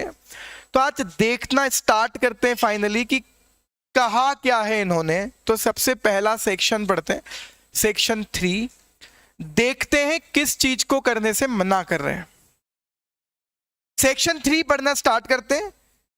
सेक्शन 3 रेगुलेट कर रहा है डीलिंग इन फॉरेन एक्सचेंज। पढ़ना स्टार्ट करें। पॉइंट नंबर 1 लिख रहे हैं, no person shall deal in और ट्रांसफर एनी फॉरेन एक्सचेंज और foreign security to any person not being an authorised person. I hope ये नाम हमने एक तो नाम कल सुना था, authorised person. So who is the authorised person? किसको ऑथोराइज किया हुआ है? किस चीज के लिए ऑथोराइज किया है? फॉरेन एक्सचेंज में डील करने के लिए ऑथोराइज किया है। तो अब जब पहला वर्ड आ ही गया तो पहली डेफिनेशन पढ़ते हैं। जस्ट मैं सही बताऊं आपको तो वैसे भी लॉ पढ़ने का बेस्ट तरीका यही है कि आप लॉ पढ़ना स्टार्ट करें और जो वर्ड आए उनकी डेफिनेशन ढूंढें। डेफिनेशन पहले पढ़ लेते हैं तो हमको कॉन्टेक्स्ट ही समझ में नहीं आता कि डेफिनेशन बनी क्यों है। तो इन्होंने मना क्या किया है? कोई भी पर्सन ऑथोराइज्ड पर्सन के अलावा किसी भी और पर्सन के साथ फॉरेन करेंसी में डील नहीं करेगा, यही मना किया है। देख लेते हैं पहले ही ऑथोराइज्ड पर्सन कौन है। ऑथोराइज्ड पर्सन की डेफिनेशन, पहली ही डेफिनेशन है। अच्छा, आपको ये चीजें समझ में आती हैं कि डेफिनेशन 2 तरह की होती है, इंक्लूसिव एंड एक्सक्लूसिव, है ना? क्लियर है? तो हम डिस्कशन भी नहीं करते कुछ भी, डेफिनेशन पढ़ना स्टार्ट करते हैं। पहली डेफिनेशन ऑथोराइज्ड पर्सन, और लिखा क्या है? ये फाइनल डेफिनेशन है। Authorised person means an authorised dealer. क्या आप इसका नाम जानते हो? आपको आज जब डिस्कस करोगे ना तो आपको कल का डिस्कशन और अच्छे से समझ में आएगा। कल हमने सब डिस्कस क्यों किया था। ऑथोराइज्ड डीलर याद करो, कल हमने ऑथोराइज्ड डीलर, मनी चेंजर दोनों वर्ड समझे थे। तो authorised person include number 1 authorised dealer. Who is this? ये बैंक्स, एफआई एटसेट्रा रहती हैं जिनको आरबीआई ऑथोराइज्ड करती है कि आप डील कर सकते हो फॉरेन करेंसी में। Authorised dealer. दूसरा नाम देखो क्या लिखा, money changer. I hope you are aware about this now. तो कोई पूछे आपसे ऑथोराइज्ड डीलर तो एग्जांपल क्या दोगे? कि लाइक बैंक्स, ऑथोराइज्ड डीलर तो बैंक्स हो गई जो किसी भी लिमिट तक फॉरेन करेंसी में डील कर सकती हैं, जिनको ऑथोराइज किया हुआ है। मनी चेंजर के लिए एग्जांपल क्या दोगे? होटल्स। बहुत बढ़िया, ये क्लियरिटी होनी चाहिए। मनी चेंजर ये क्या काम करते हैं? What is the difference between authorised dealer and money changer? Authorise dealer deal करते हैं, ये केवल मनी चेंज करते हैं, और चेंज करने की बहुत लिमिट होती है, कुछ फुल फ्लेजेड होते हैं, कुछ रिस्ट्रिक्टेड होते हैं। ठीक है, तीसरा नाम क्या लिखा? Offshore banking unit. क्या ये नाम भी आपको पता है? तो फॉरेन की बैंक जिसकी इंडिया में कोई ब्रांच हो। मैं आपको कह रहा हूं ना, आप एक एक चीज पढ़ोगे ना, आज आपको कल के डिस्कशन के इंटेंशन समझ में आएंगे, कल वो डिस्कशन किया क्यों था। ऑफशोर बैंकिंग यूनिट्स, तो मतलब ऑथराइज पर्सन में 3 लोग इंक्लूड है, authorise dealer, money changer, offshore banking unit. आगे तो आप देखो, आप खुद बोल दोगे हाँ ठीक है, any other person for the time being authorised under this section. ठीक है, सेक्शन इग्नोर भी कर सकते हो आप, जहां जहां यूज होगा ना मैं खुद बोल दूंगा। तो सर फिर इस लाइन को लिखेंगे कैसे? Authorised for the time being in force according to the provisions of this act या फेमा। आगे और क्या लिख रहे हैं? To deal in foreign exchange और फॉरेन सिक्योरिटीज। तो ले देकर लास्ट लाइन भी यही लिखी कि any other person who is authorised to deal in the foreign currency और फॉरेन सिक्योरिटी। और अगर इस लास्ट लाइन को हटा दें तो ऑथराइज्ड डीलर, मनी चेंजर और ऑफशोर बैंकिंग यूनिट्स, ये ही ऑथराइज्ड पर्सन है। और any other person who is authorized according to the provisions of FEMA to deal in foreign currency or foreign securities, foreign exchange और foreign securities। Clear है आपको? चलिए वापस से सेक्शन 3 पर आ जाते हैं। नो पर्सन शेल, मना कर रहे हैं डील इन और ट्रांसफर। डील भी मत करना, किसी को ट्रांसफर भी मत करना। क्या? कोई भी फॉरेन एक्सचेंज या फॉरेन सिक्योरिटी, किसी को भी देना मत, किसी के भी साथ डील मत करना। फॉरेन एक्सचेंज में, फॉरेन सिक्योरिटीज में केवल एक के साथ डील कर सकते हो। किसके साथ? लिखा नेगेटिव है, इसको अगर अफर्मेटिव समझें तो क्या समझ में आता है कि अगर आप फॉरेन एक्सचेंज में डील करना चाहते हो इंडिया में, तो केवल किसके साथ कर सकते हो? मतलब मैं आपसे एक चीज पूछ रहा हूं कि क्या मैं आपको फॉरेन करेंसी दे नहीं सकता? नहीं दे सकता। क्या मैं आपसे फॉरेन करेंसी एक्सेप्ट नहीं कर सकता? नहीं कर सकते। मैं आपको कोई फॉरेन करेंसी गिफ्ट करना चाहूं तो? इस बात का आंसर भी आज ढूंढ लेंगे। वैसे तो ये पहली लाइन तो अभी मना कर रहे हैं, डील भी मत करना, ट्रांसफर भी मत करना, पर इस बात का आंसर आज ढूंढते हैं। आज होपफुली हम ढूंढ लेंगे, वहां तक पहुंच जाएंगे। अब नीचे आओगे तो एग्जाम्पल आपको मिलेंगे। तो सबसे पहले क्लोज ए से रिलेटेड एग्जाम्पल पढ़ लेते हैं। क्या लिख रहे हैं? तो चूंकि इनको बाहर जाने का बहुत शौक है, तो मैंने उनकी इच्छा बहुत पूरी की। तो he is a resident of UK. ठीक है, चाचू साल में 2-3 बार इंडिया के बाहर चली जाते। ठीक है, तो he is a resident of UK, और ब्रैकेट में मैंने एक वर्ड लिखा है PROI। इसकी फुल फॉर्म है person resident outside India. Full form मत लिखो, उसमें ऊपर लिखी हुई है आपको, मैंने भी वहीं से पढ़ी है, आप लोड मत लो, उसमें लिखी हुई है सब, पर्सन रेसिडेंट आउटसाइड इंडिया। अच्छा, मतलब यहां भी वो नाटक आएंगे, रेसिडेंट, नॉन रेसिडेंट। हाँ, तो ये भी डिफाइन किसको बोलते हो रेसिडेंट? बहुत बढ़िया सर, जिसको जो 180 पूरे से ज्यादा इंडिया। अच्छा, ये डेफिनेशन किसने दी है? ये फेमा है। इतना आपको समझ में आ चुका होगा, टर्म्स की डेफिनेशन हर एक्ट में अलग अलग होगी। अच्छा, मतलब रेसिडेंट की एक अलग डेफिनेशन और पढ़नी है? हाँ पढ़नी है, लेकिन मैं आपको बढ़िया बात बताता हूं कि वो डेफिनेशन मोर और लेस सिमिलर है जो आपने वहां पढ़ी है। फेमा और इनकम टैक्स एक्ट में रेसिडेंट, हाँ यहाँ एक वो फोकट का नाटक नहीं उधर वाला, resident but not ordinary resident, है ना, RNOR, ये दो ही बात करेगा, रेसिडेंट और नॉन रेसिडेंट। अच्छा, यहाँ पर वर्ड लेकिन ऐसा लिखा हुआ नहीं है रेसिडेंट और नॉन रेसिडेंट, यहाँ वर्ड लिखा हुआ है person resident in India PRII, और एक लिखा हुआ है person resident outside India PROI।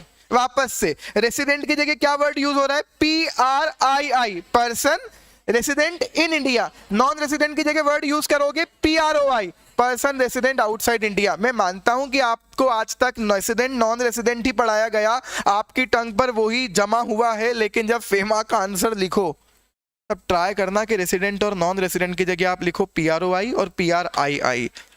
Right, पढ़ना स्टार्ट करते हैं। Example, Nikhil a resident of UK, so ये है person resident outside India, comes to India, it would like to sell $1,000 to his friend, ठीक है, हु इज, अपन यहीं के हैं, अपन तो लक्षद्वीप ही जाएंगे, हु इज फाइनेंशियल रीजंस की वजह से, who is resident in India. अब निखिल के पास ना $1,000 है और मुझे $1,000 चाहिए। इसको आप थोड़ा सा सिंसियरली समझ लेते हैं। निखिल बाहर से आया घूमकर और मुझे बाहर घूमने जाना है। मैंने निखिल से बोला तो अभी $1,000 लाया ही है ना। ये बैंक वाले मुझे $1 85 रुपीज में दे रहे हैं। तो मेरा दोस्त है, तो अभी लाया ही है और तेरे को सस्ते में पड़ा था, तो मेरे को 80 रुपए में बेच दे, मेरे 5,000 रुपए बचेंगे। वो तो बेच देगा, वो दिल का अच्छा व्यक्ति है, उसकी कोई प्रॉब्लम, मना मत करो ऐसे, वो रेडी है। आरबीआई मना कर रहा है। क्या आपको बात समझ में आ रही है? मस्ती मजाक सब इसीलिए करते हैं कि हमें कॉन्सेप्ट्स क्लैरिटी हो जाए। देखो निखिल आया बाहर से घूम के, उसके पास $1,000 थे। कल कुछ लोगों ने कहा भी था कि हम बाहर से जब घूम के आते हैं तो कुछ करेंसी लेकर आ जाते हैं। आप तो मना कर रहे हो कि नहीं रख सकते, रिपैट्रिएट करना पड़ेगा। तो मैंने कहा था आपसे एक लिमिट तक आप उसको रख सकते हो, तो वो अलग सिचुएशन है। वैसे निखिल भी $1,000, एक्चुअली सही बताऊं तो आरबीआई के एफएक्यूज हैं कुछ फेमा के प्रोविजंस को लेकर, वहाँ आरबीआई ने लिखा हुआ है क्लियरली कि आप $2,000 तक की करेंसी अपने पास रख सकते हो। बाहर से घूम कर आए हो ना, रख सकते हो। आपके सिलेबस का पार्ट नहीं है, लेकिन हाँ वो रियलिटी है, प्रोविजन यही है। तो निखिल $2,000 तक रख सकता है। उसके पास $1,000 थे। मैंने बोला भाई तू क्या करेगा इसका, बैंक में देगा, बैंक तुझसे 80 रुपए में लेगी और मुझे वही बैंक 83 84 में बेच रही है। बैंक का यही तो बिजनेस है। ऑथोराइज डीलर का प्रॉफिट क्या होता है? आपसे डॉलर खरीदेंगे कम में और आपको डॉलर बेचेंगे। अरे डीलर क्या करता है, सस्ता खरीदता है, महंगा बेचता है, अपना मार्जिन कमाता है। मैं बोल रहा हूं बैंक का मार्जिन खत्म कर देते हैं 1.5-2 रुपए का, तो मुझे बेचते डायरेक्ट। आंसर है नहीं बेच सकता।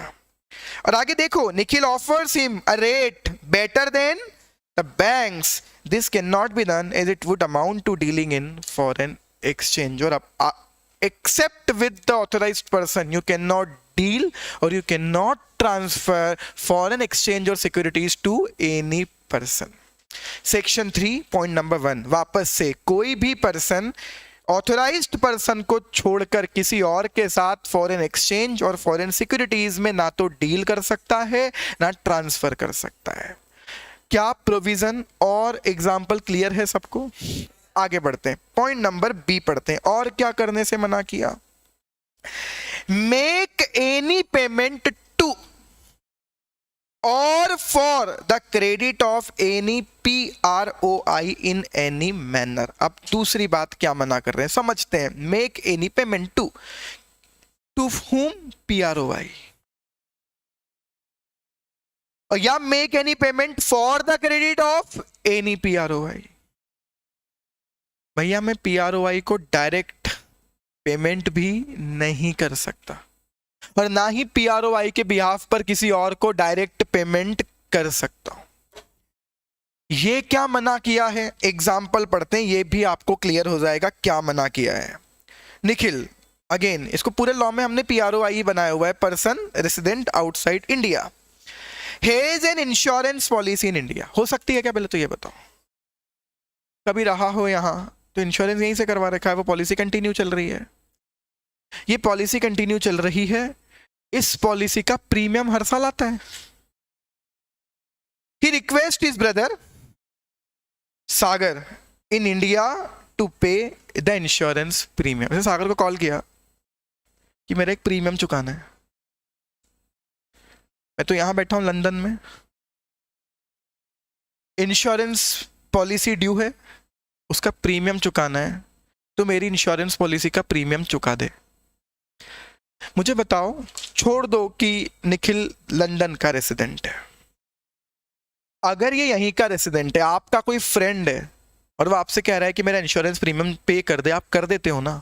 ये तो बहुत नॉर्मल सी बात है ना। कोई भी आपका फ्रेंड कहता है कि मेरे भी आप पर उसको पैसे दे दे, मैं तेरे को बाद में दे दूंगा, आप कर देते हो। यहां करने से मना कर रहे हैं क्योंकि जो आपका फ्रेंड है ना वो PROI है। नहीं तुम्हारा don't generalise the things according to you. वो देगा, बट वो सामने वाला कौन है? PROI, person resident outside India. और ऊपर मना क्या कि उसके बिहाफ पर या उसको कोई भी पेमेंट नहीं कर सकते। तो आगे देखो क्या लिख रहा है कि he requests his brother Sagar in India to pay the insurance premium. Now this will amount to payment for the credit of non-resident. This is not permitted. This is not permitted. अब आपको doubt आएगा तो फिर क्या करे कोई व्यक्ति? आप समझ नहीं रहे कितना बड़ा मैटर है। हम तो लालची लोग हैं, और किस चीज के लालच में है कि फॉरेन करेंसी आएगी। अगर निखिल को इंश्योरेंस प्रीमियम इंडिया में रुपीस में पे करना है तो निखिल को मजबूरी में फॉरेन से डॉलर इंडिया में लाना पड़ेगा। हम बैंक को बोलेंगे कि तू बैंक को डॉलर दे, और बैंक फिर उसके बदले में तेरे को रुपी देगी, उससे प्रीमियम पे करना। आपको कुछ समझ में आ रहा है क्या? मैं फिर कह रहा हूं, कल का एक एक वर्ड बहुत काम का था। मैंने आपको कल इंटेंशन भी क्लियर करे थे। फॉरेन करेंसी बढ़ाना चाहते हैं, उसका फ्लोर यहां से बाहर जाने को रोकना चाहते हैं। This is the final intention. Law पढ़ना ठीक है, एक प्रोविजन अगर हम लॉजिक ना भी समझे हम याद कर लेंगे, पर भी मजा नहीं आएगा। फिर वो इंटेंशन क्लियर है। हम चाहते ही नहीं यहां पर कोई तेरा पैसा रुपीज में पे कर दे, यहां डॉलर आना रुक जाएगा। सागर तो पे कर देगा रुपी का पेमेंट रुपीज में, लेकिन और नुकसान किसी को भी नहीं, नुकसान देश को है। फॉरेन करेंसी आने से रुक गई, क्यों रोकने देंगे? मेक पेमेंट टू और for the credit of person resident outside India, ये भी आप नहीं कर सकते। क्लियर सबको? आगे आते हैं पॉइंट नंबर 3। और क्या मना किया? Receive otherwise than through an authorised person any payment by order or on behalf of any PROI in any manner। किसी PROI से आप पेमेंट एक्सेप्ट भी नहीं कर सकते। पर ये और समझ नहीं आ रहा, अभी तो PROI के बिहाफ पर पेमेंट करने से मना किया था, अब आप कह रहे हो PROI से पेमेंट एक्सेप्ट भी नहीं कर सकते। हाँ ना, आप नहीं कर सकते, केवल कौन एक्सेप्ट कर सकता है? Authorised person. बहुत बढ़िया एग्जाम्पल समझते हैं। Point number 3। Jennifer, a foreign tourist, comes to India and she takes food at a restaurant। यहीं तक पढ़ो, आगे की कहानी आपको कुछ समझ में आ रही है क्या? क्या बोल रहे होंगे? ये आगे रेस्टोरेंट पर गई, रेस्टोरेंट पर जाके इसने डॉलर दे दिए। अरे बहुत बढ़िया, रेस्टोरेंट वाला इससे डॉलर एक्सेप्ट नहीं कर सकता। मनी चेंजर के पास जाओ, ऑथोराइज, अरे तो ऑथोराइज पर्सन को तो अलाउड है ना, तो ऑथोराइज पर्सन में मनी चेंजर आ गया ना, इसीलिए तो डेफिनेशन पढ़ ली। हर एक होटल, हर एक रेस्टोरेंट मनी चेंजर है क्या? नहीं ना। अब नया डाउट आएगा आपको कि सर इससे तो डॉलर आ ही रहा था देश में, इसको क्यों मना कर रहे हो? अरे ये सब 50, तुम्हारी ये सब रेस्टोरेंट वाले ना 50-50 डॉलर जेब में लेके घूमेंगे और कहेंगे $2000 तक तो आपने अलाउ किया हुआ है। समझ में आ रहा है क्या? नहीं करना है हमें। बोले आप मनी चेंजर के पास जाओ, डीलर के पास जाओ, उसको डॉलर दो, उससे रुपीस लो, इनको रुपी दो ना सबको। हम हर किसी को थोड़ी डॉलर ले लेके घूमने देंगे इंडिया में। ये भी इंटेंशन क्लियर है। पॉइंट नंबर 3 का एग्जांपल पूरा पढ़ लेते हैं। Now she would like to pay $20 in cash to the restaurant. $20 देना चाहती है रेस्टोरेंट वाले को। The restaurant can not accept cash, is it will be receipt otherwise than through authorised person. आप ऑथोराइज्ड पर्सन के अलावा किसी और से पेमेंट एक्सेप्ट भी, डॉलर का पेमेंट एक्सेप्ट नहीं।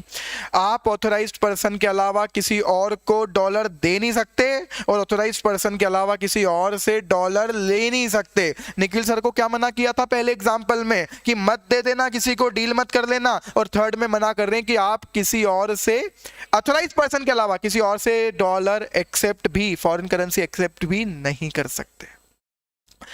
अब मुझे बताओगे, रेस्टोरेंट वाले के पास तो डेली ऐसे ढेरों लोग आते हैं जो डॉलर देना चाहते हैं।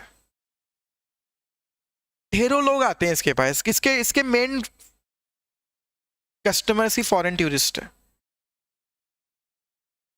You know the answer. बोले इतनी प्रॉब्लम है तो मनी चेंजर का लाइसेंस ले ले। लास्ट लाइन देखो यही लिखी है क्या, the restaurant will have to take a money changer licence to accept the foreign currency. मेरे को डाउट है, ऐसा क्यों नहीं लिखा कि रेस्टोरेंट वाले ऑनर को या तो ऑथोराइज्ड डीलर का लाइसेंस ले लेना चाहिए या मनी चेंजर का लाइसेंस ले लेना चाहिए। ऑथोराइज्ड डीलर आप और मैं बन ही नहीं सकते हैं, है ना, हम केवल मनी चेंजर बन सकते हैं। ठीक है, चलिए पॉइंट नंबर सी भी क्लियर है आपको। अब इसका एक्सप्लेनेशन पढ़ते हैं।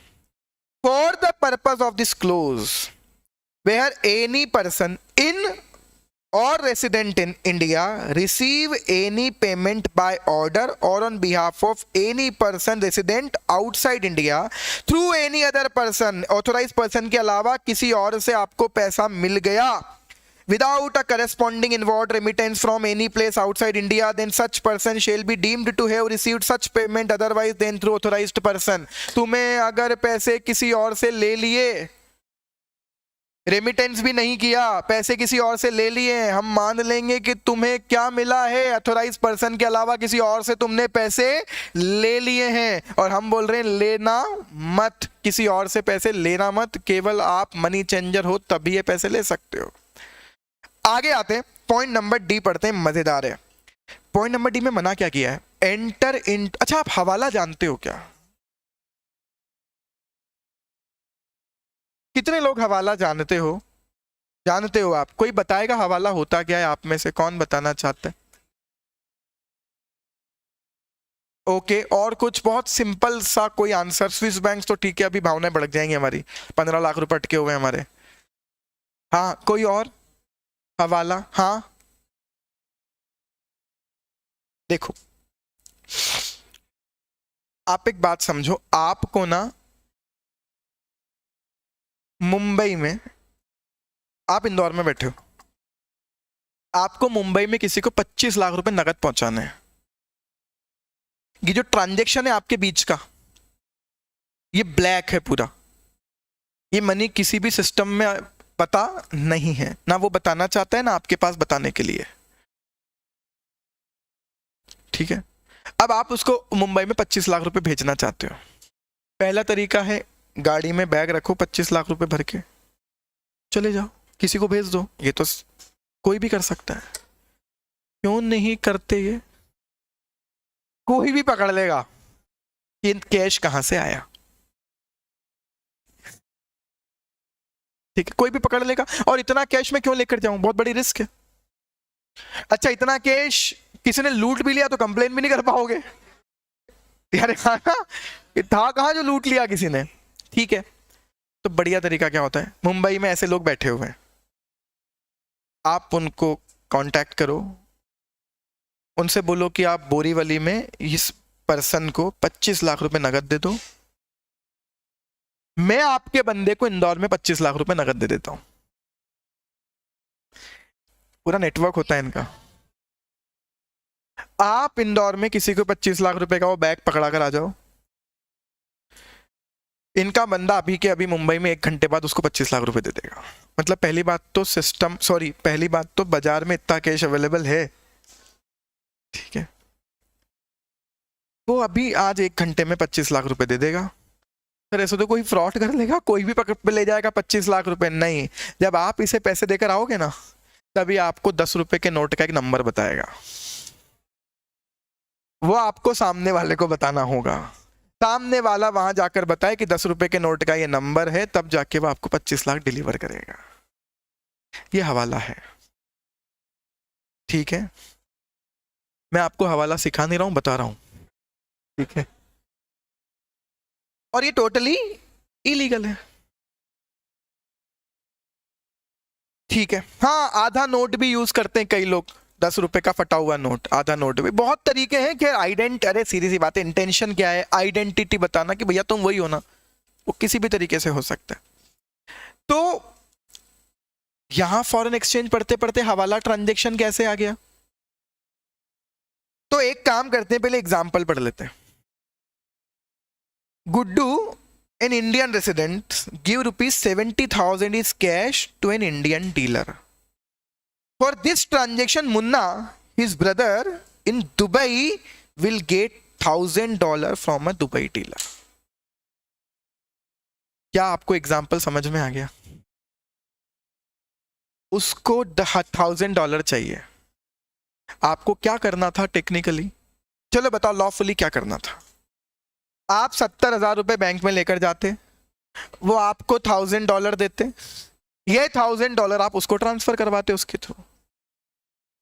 ये पैसा बैंकिंग सिस्टम में आप ला ही नहीं सकते ना, क्योंकि ये तो ब्लैक मनी है.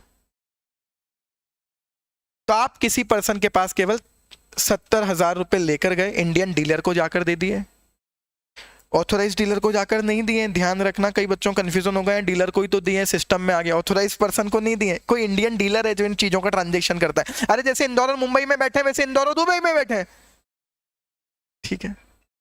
सो इंदौर में आपने उनके बंदे को 70,000 रुपए दिए, इसने वहां के वहां उसको $1,000 दे दिए. आपको क्या तकलीफ है इस पूरे ट्रांजेक्शन से? क्या प्रॉब्लम है आपको इस पूरे?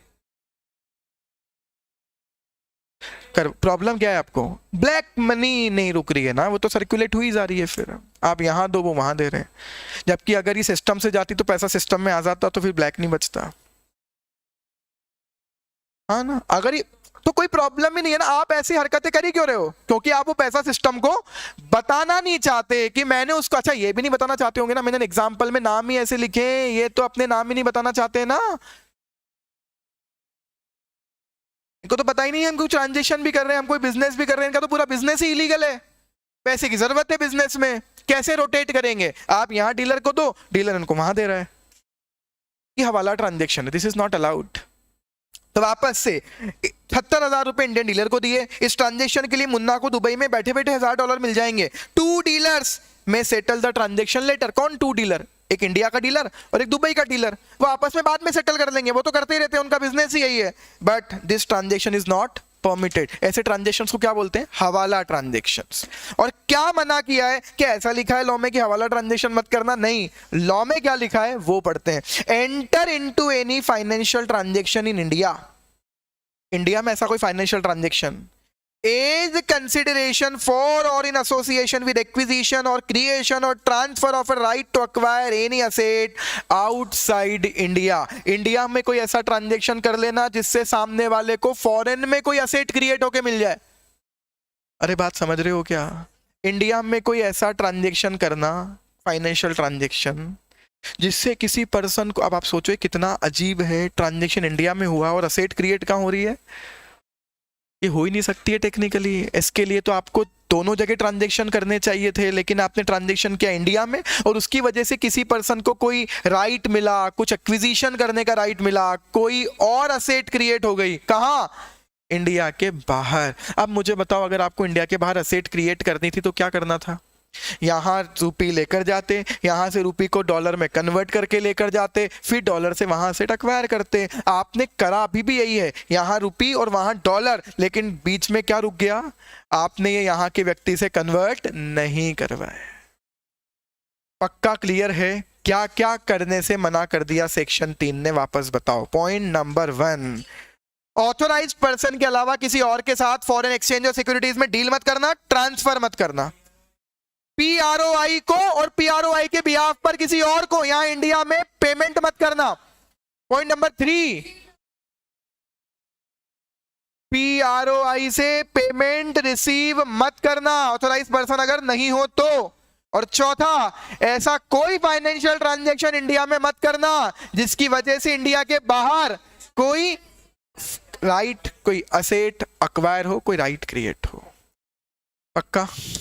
आगे बढ़े यहां से. ये था सेक्शन 3. अच्छा, अभी कैपिटल अकाउंट, करंट अकाउंट कोई बात करी है इन्होंने ऐसी कुछ भी? कल अभी इस सेक्शन 3 की बात कर रहा हूं, कैपिटल अकाउंट. अभी तो इन्होंने समझाया है तरीके से कि ये मत करना, और ये करने के लिए हमने कौन बना दिए हैं? ऑथोराइज पर्सन, उनके थ्रू ही करना. अभी कोई करंट अकाउंट, कैपिटल अकाउंट जैसी बात नहीं चल रही है. अब वो बात चलेगी, पहले हम बेसिक क्लियर कर कर आ गए. अब पॉइंट नंबर 4, सेक्शन नंबर 4 पर चलते हैं. 4.4, होल्डिंग ऑफ फॉरेन एक्सचेंज की मना कर रहे हैं। देखो क्या लिख रहे हैं, except as otherwise provided in this act. तो जब एक्ट बता देगा तब कर लेना, अदरवाइज तो क्या नहीं करना। No person resident in India, किसको बोल रहे हैं? PRII को बोल रहे हैं।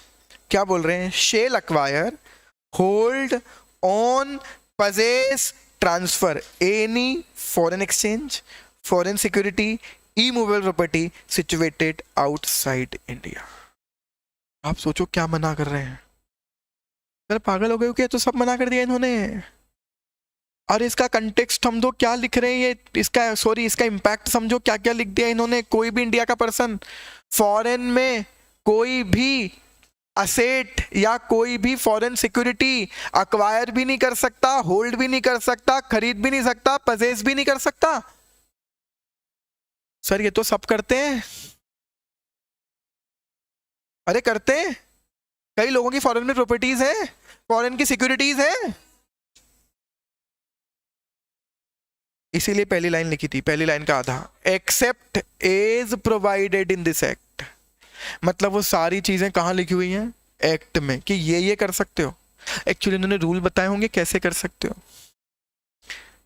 अरे हाँ ना, उन्होंने रूल बताए होंगे कैसे कर सकते हो, उसको छोड़कर किसी और तरीके से। हाँ एक डाउट आ रहा है, ये वही फॉरेन सिक्योरिटी का मतलब क्या है? दो वर्ड आते हैं बार बार हर रूल में, फॉरेन एक्सचेंज और फॉरेन सिक्योरिटी।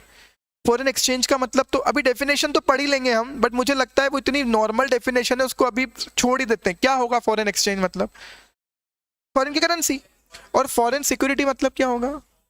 बस वही शेयर्स एक्सेट्रा जो कि फॉरेन की कंपनी के हैं, डॉलर में डिनोमिनेटेड है, मतलब फॉरेन करेंसी में डिनोमिनेटेड है। इतना सबको क्लैरिटी होगी। उन्हीं दो बातों में बोल रहे हैं बार बार। No person resident in India, PRI को क्या मना किया है? आप फॉरेन में कोई भी प्रॉपर्टी, फॉरेन की कोई भी सिक्योरिटी, फॉरेन की कोई भी exchange, acquire, hold, own, possess कुछ नहीं कर सकते, except as provided in this act. इससे बुरा मानने की जरूरत नहीं है, वो केवल इतना सा बोल रहे हैं तुमको ये सब करना है ना, तो हम बताएंगे कैसे करना। यही तो लिखा है, except as provided in the act, हम बताएंगे कैसे करना है। सर आप क्यों बताओगे? मेरा पैसा, मैं मर्जी पड़े वहां असेट खरीदूं? बोले सुन, तेरा पैसा है, रुपीज है, फिर तो रुपीज में खरीद। बोले सर वो तो कैसे होगा, डॉलर चाहिए हैं। तो बोले डॉलर हमारे हैं, हम डिसाइड करेंगे तेरे को देने या नहीं देने। क्या बात समझ में आ रही है? हम डिसाइड करेंगे यार। तू तेरे पास 10 करोड़ रुपए, तो कल आ जाएगा 10 करोड़ रुपए के बदले में डॉलर दे दो, हम दे देंगे, पैसे तेरे हैं लेकिन डॉलर हमारे हैं, हम बताएंगे कैसे खरीदना और कैसे कब नहीं खरीदना। सो PRII, फॉरेन की कोई भी एक्सचेंज, फॉरेन की कोई भी सिक्योरिटी, ये तो नॉमिनल बात थी, वहां तो आ गया फॉरेन की कोई इमूवेबल प्रॉपर्टी, ना तो खरीद सकता है, ना ओन कर सकता है, ना पजेस कर सकता है, except as provided in the act. हम बताएंगे कैसे करना है। Example, if an Indian resident receive bank balance of $10,000 from his uncle in London। इसके लंदन में एक अंकल रहते हैं, उन्होंने इसको $10,000 दे दिए। अच्छा, इसके अंकल उस $10,000 के बदले में इसको 10 लाख रुपए इंडिया में दे देते तो कोई प्रॉब्लम नहीं थी, पर दिए क्या? $10,000। और कहां दिए? लंदन में।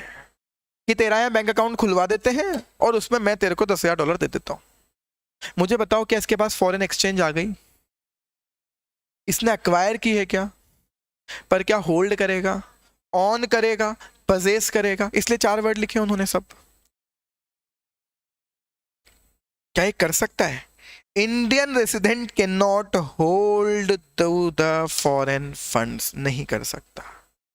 सर तो ये क्या करे? अच्छा आपसे आंसर पूछ रहा हूं, ये क्या करे? $10,000 लेने से मना कर दे? सर ये भी तो गलत हो जाएगा सर। हाँ सही बोल रहे हो आप, कोई बोला था अभी। क्या करे जल्दी बताओ? हमारा लालच, तू यहां ले आ, इसको रुपए में कन्वर्ट करवा ले। बोले सर फिर किसी दिन मेरे को डॉलर चाहिए होंगे तो? बोले कैसी बात कर रहा है, अपना ही तो देश है, तो रुपए वापस ले आना, हम डॉलर दे देंगे। फिर भले ही बाद में मना कर देंगे कि एक लिमिट है और ये, पर पैसे ले आ इधर। क्या बात समझ में आ गई? बहुत अच्छा एग्जाम्पल है। वो गिफ्ट नहीं ले सकता यार, मना कर दिया आपने उसको। कि तो $10,000 ले लिया ना तूने, नहीं ले सकता। करूं क्या?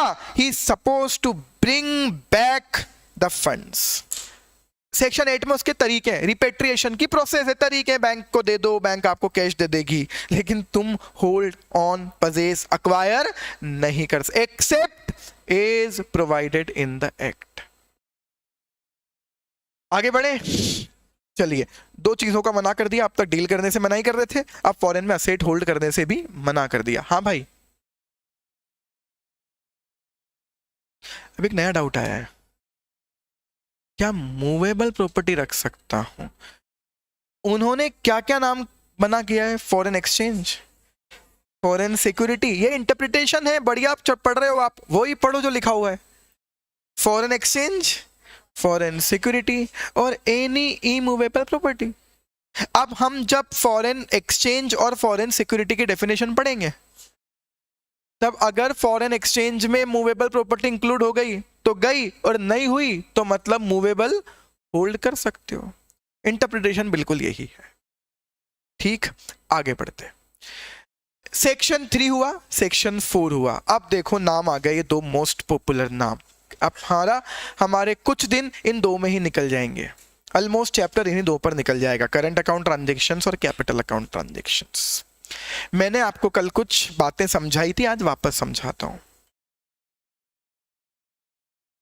आपके जितने भी फॉरेन में घूमने जाते हो, फॉरेन में जाके इलाज ट्रीटमेंट करवा रहे हो हॉस्पिटल्स में, एजुकेशन का खर्चा होता है फॉरेन एजुकेशन पर, ये सब कौन से ट्रांजैक्शन हैं? Current account. और अगर किसी फॉरेन किसी ट्रांजैक्शन से आपकी फॉरेन में कोई असेट या लायबिलिटी अफेक्ट हो रही हो, तो ये कैपिटल अकाउंट ट्रांजैक्शंस है। ठीक, ढंग से समझ लेना। आपका अकाउंट, आपका अकाउंटिंग स्टैंडर्ड, आपका इनकम टैक्स जिसको कैपिटल एक्सपेंडिचर बोलता है, वो यहाँ कैपिटल अकाउंट ट्रांजैक्शन हो ये कंपलसरी नहीं है। इसलिए ऐसा कई बार होगा कि आपका इनकम टैक्स, आपका अकाउंटिंग स्टैंडर्ड किसी चीज को कैपिटल एक्सपेंडिचर बोल रहा है, लेकिन फेमा के अकॉर्डिंग वो हो सकता है करंट अकाउंट ट्रांजैक्शन हो। Is is clear? कोई कनेक्शन नहीं है, है ना? अपने लॉजिक्स मत लगाना, यहां जो लॉ है वो वैसे ही चलेगा। आपको आएंगे क्योंकि डाउट, इनकम टैक्स में तो उसको कैपिटल एक्सपेंडिचर बोल देते थे, बोल देते हैं, बोलते रहेंगे, इधर नहीं बोलेंगे। तो एक काम करते हैं, अब इन दोनों के लिए लॉ पढ़ें, उसके पहले समझ लें करंट अकाउंट ट्रांजैक्शन क्या होता है और कैपिटल अकाउंट ट्रांजैक्शन क्या होता है। इन दोनों की डेफिनेशन पढ़ लेते हैं। करंट की डेफिनेशन पढ़ने के लिए कैपिटल की डेफिनेशन पढ़नी ही पड़ेगी। तो चलिए आते हैं डेफिनेशन पर वापस से। डेफिनेशन मिलेगी करंट अकाउंट ट्रांजैक्शन नंबर 4 पर, definition number 4, current account transaction, page number 36। Current account transaction, मैं पूछ रहा हूं आप, अभी हम पहला ही दिन है हमारा फेमा पढ़ते हुए, आप लोगों को समझ तो आ रहा है क्या पढ़ रहे हैं? पक्का ना? Current account, capital account transaction समझते हैं। करंट अकाउंट ट्रांजैक्शन की देखो जैसे ही डेफिनेशन पढ़ोगे क्या लिखा है? Other than capital account transaction. इसीलिए पहले किसकी डेफिनेशन पढ़ लेते हैं? Capital account transaction. तो डेफिनेशन नंबर 2 पर चलते हैं। सबसे इंपॉर्टेंट डेफिनेशन यही है। आप भी जानते हो कंपनीज एक्ट में सबसे इंपॉर्टेंट डेफिनेशन प्राइवेट कंपनी की है, क्योंकि जो वो नहीं है वही पब्लिक होगी। वैसे यहां डेफिनेशन कैपिटल अकाउंट ट्रांजैक्शन की इंपॉर्टेंट है। कैपिटल अकाउंट ट्रांजैक्शन देखो, हम पढ़ेंगे ना तो पढ़ते पढ़ते आपको लगेगा कि हाँ यही समझा था हमने। Means a transaction which alters, जो अफेक्ट कर रहा है किसको? असेट और लाइबिलिटीज। हाँ, liability include contingent liability, you know it very well. Outside India, किसकी इंडिया के बाहर असेट या लाइबिलिटी अफेक्ट हो रही होगी? Of person resident in India. सोच कर देखो ना, किसी ट्रांजैक्शन से इंडिया के बाहर के व्यक्ति की इंडिया के बाहर असेट या लाइबिलिटी अफेक्ट हो, उससे आपको कोई काम है? हमें काम कब है? जब इंडिया के किसी पर्सन की इंडिया के बाहर कोई असेट या लाइबिलिटी अफेक्ट हो रही हो। यार आप बहुत अच्छे से सुन रहे हो, पर कितना समझ रहे हो अभी पता चल जाएगा। इसका अपोजिट बोल के दिखा सकते हो क्या कोई? हाँ हाँ हाँ, बोलो बोलो बोलो। इसका जस्ट अपोजिट क्या होगा? कि अगर किसी ट्रांजैक्शन से हाँ हाँ बोलो, किसी PROI की इंडिया की असेट या लायबिलिटी अफेक्ट हो रही है तो भी ये क्या कहलाएगा? Capital account transaction. फिर से बोलते हैं, पूरी डेफिनेशन बोल सकते हो अब आप।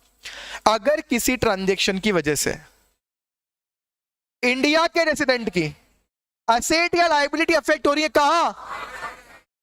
और किसी इंडिया के बाहर वाले पर्सन की असेट या लायबिलिटी अफेक्ट हो रही है, कहां? तो ये क्या है? ठीक है, अब एक काम करते हैं, नहीं पढ़ते आधी बची हुई, इसको स्टार्टिंग से एंड तक पूरा पढ़ते हैं। A transaction which alter the asset और liability including contingent liability outside India, किसकी? Of person resident in India, और असेट और liability in India of person resident outside India. यहीं तक रुक जाओ। क्या डेफिनेशन समझ में आ गई? और आगे लिखा है include transaction referred in section 6 subsection 3। उनका ऐसा कहना था कि सेक्शन 6(3) में भी कुछ ऐसे ट्रांजेक्शन लिखे हैं जिनको तो कैपिटल अकाउंट ट्रांजेक्शन मानेंगे, हालांकि अब सेक्शन 6(3) में कुछ नहीं लिखा है, खत्म कर दिया है उसको, तो डेफिनेशन यहीं तक बची है।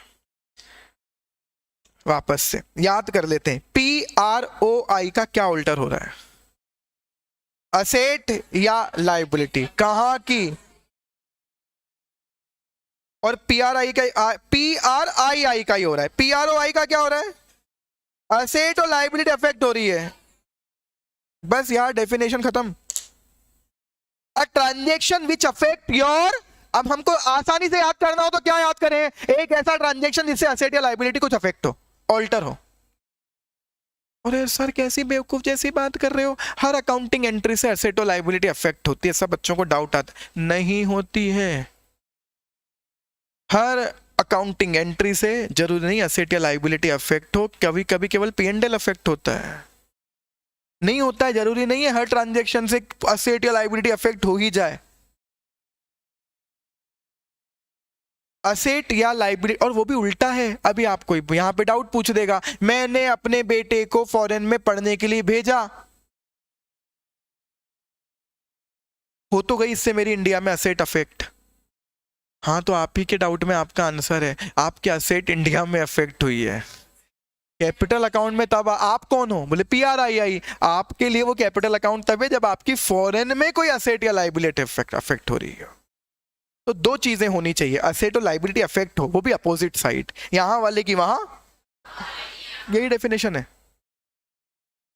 It should affect either asset और लायबिलिटी, यहां वाले की वहां या वहां वाले की यहां, तभी ये कैपिटल अकाउंट ट्रांजेक्शन है। बार बार इसलिए याद करवा रहा हूं क्योंकि आगे जाके डेफिनेशन क्या बोलनी है कि हर वो फॉरेन ट्रांजेक्शन जो कैपिटल अकाउंट ट्रांजेक्शन नहीं है वो क्या कहलाएगा? Current account transaction.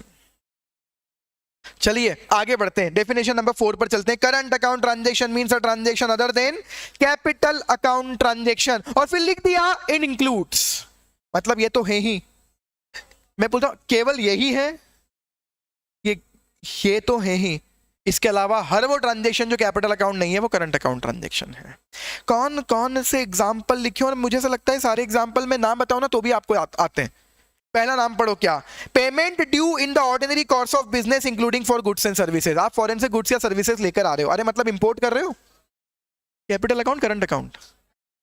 कैसे हुआ? आप मुझे बताओ, आपकी कोई असेट या लायबिलिटी अफेक्ट नहीं हो रही क्या इंडिया के बाद? आप गुड्स ले रहे हो, बदले में कैश ले रहे हो, हाँ या ना? अरे नहीं सर, अगर मैंने कैश नहीं दिया तो मेरी फॉरेन कंट्री में लायबिलिटी क्रिएट हो जाएगी ना?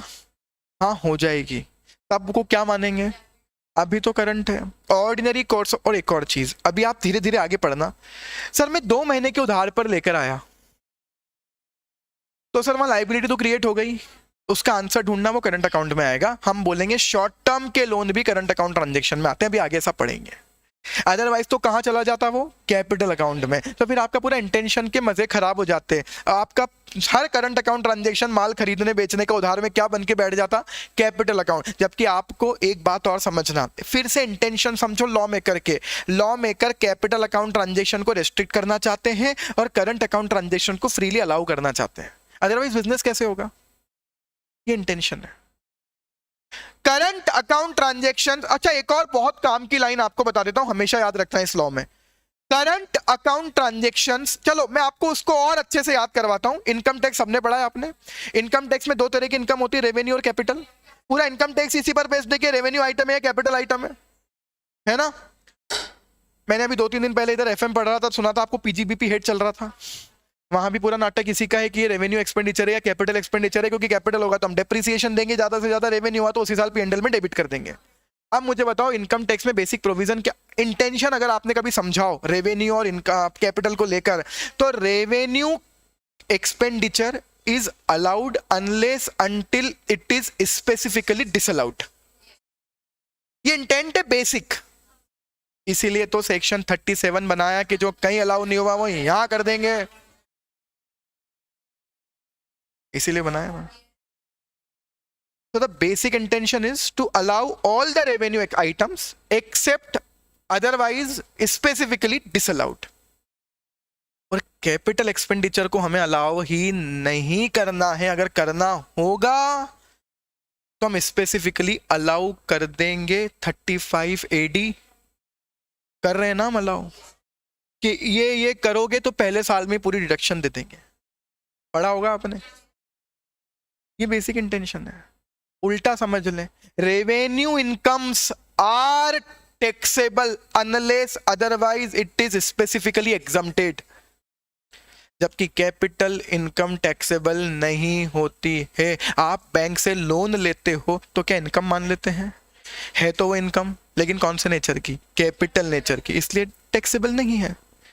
ये बेसिक आपको मैटर समझ में आता है तो यहां भी आपको बहुत मजा आएगा। करंट अकाउंट ट्रांजेक्शन हमें अलाउ करने हैं, जब नहीं करने होंगे ना तो हम क्या कर देंगे? Disallow. Current account transactions are freely allowed except disallowed. और कैपिटल अकाउंट ट्रांजेक्शंस पर हमें लगाना है कंट्रोल। वो ही कर पाओगे जो हमने क्या किया हुआ है, अलाउ। वापस बोल दो इसको, करंट अकाउंट ट्रांजेक्शंस को हमें क्या करना है, जिसको नहीं करना उसे क्या कर देंगे? कैपिटल अकाउंट ट्रांजेक्शंस को हमें फ्रीली अलाउ नहीं करना, करवाना होगा तो क्या करेंगे? लिख देंगे कि अलाउ कर रहे हैं। सिंपल है। तो current account transaction includes payment due in the ordinary course of business. किस चीज के लिए करते हैं ऑर्डिनरी कोर्स ऑफ बिजनेस में पेमेंट? फॉर गुड्स और सर्विसेज। तो आप इंडिया के बाहर से गुड्स और सर्विसेज लेकर आओगे ना इंपोर्ट करके, उसे क्या मानेंगे? Current account transaction. दूसरा नाम क्या लिखा? Payment due as interest on loan as a net income from investment.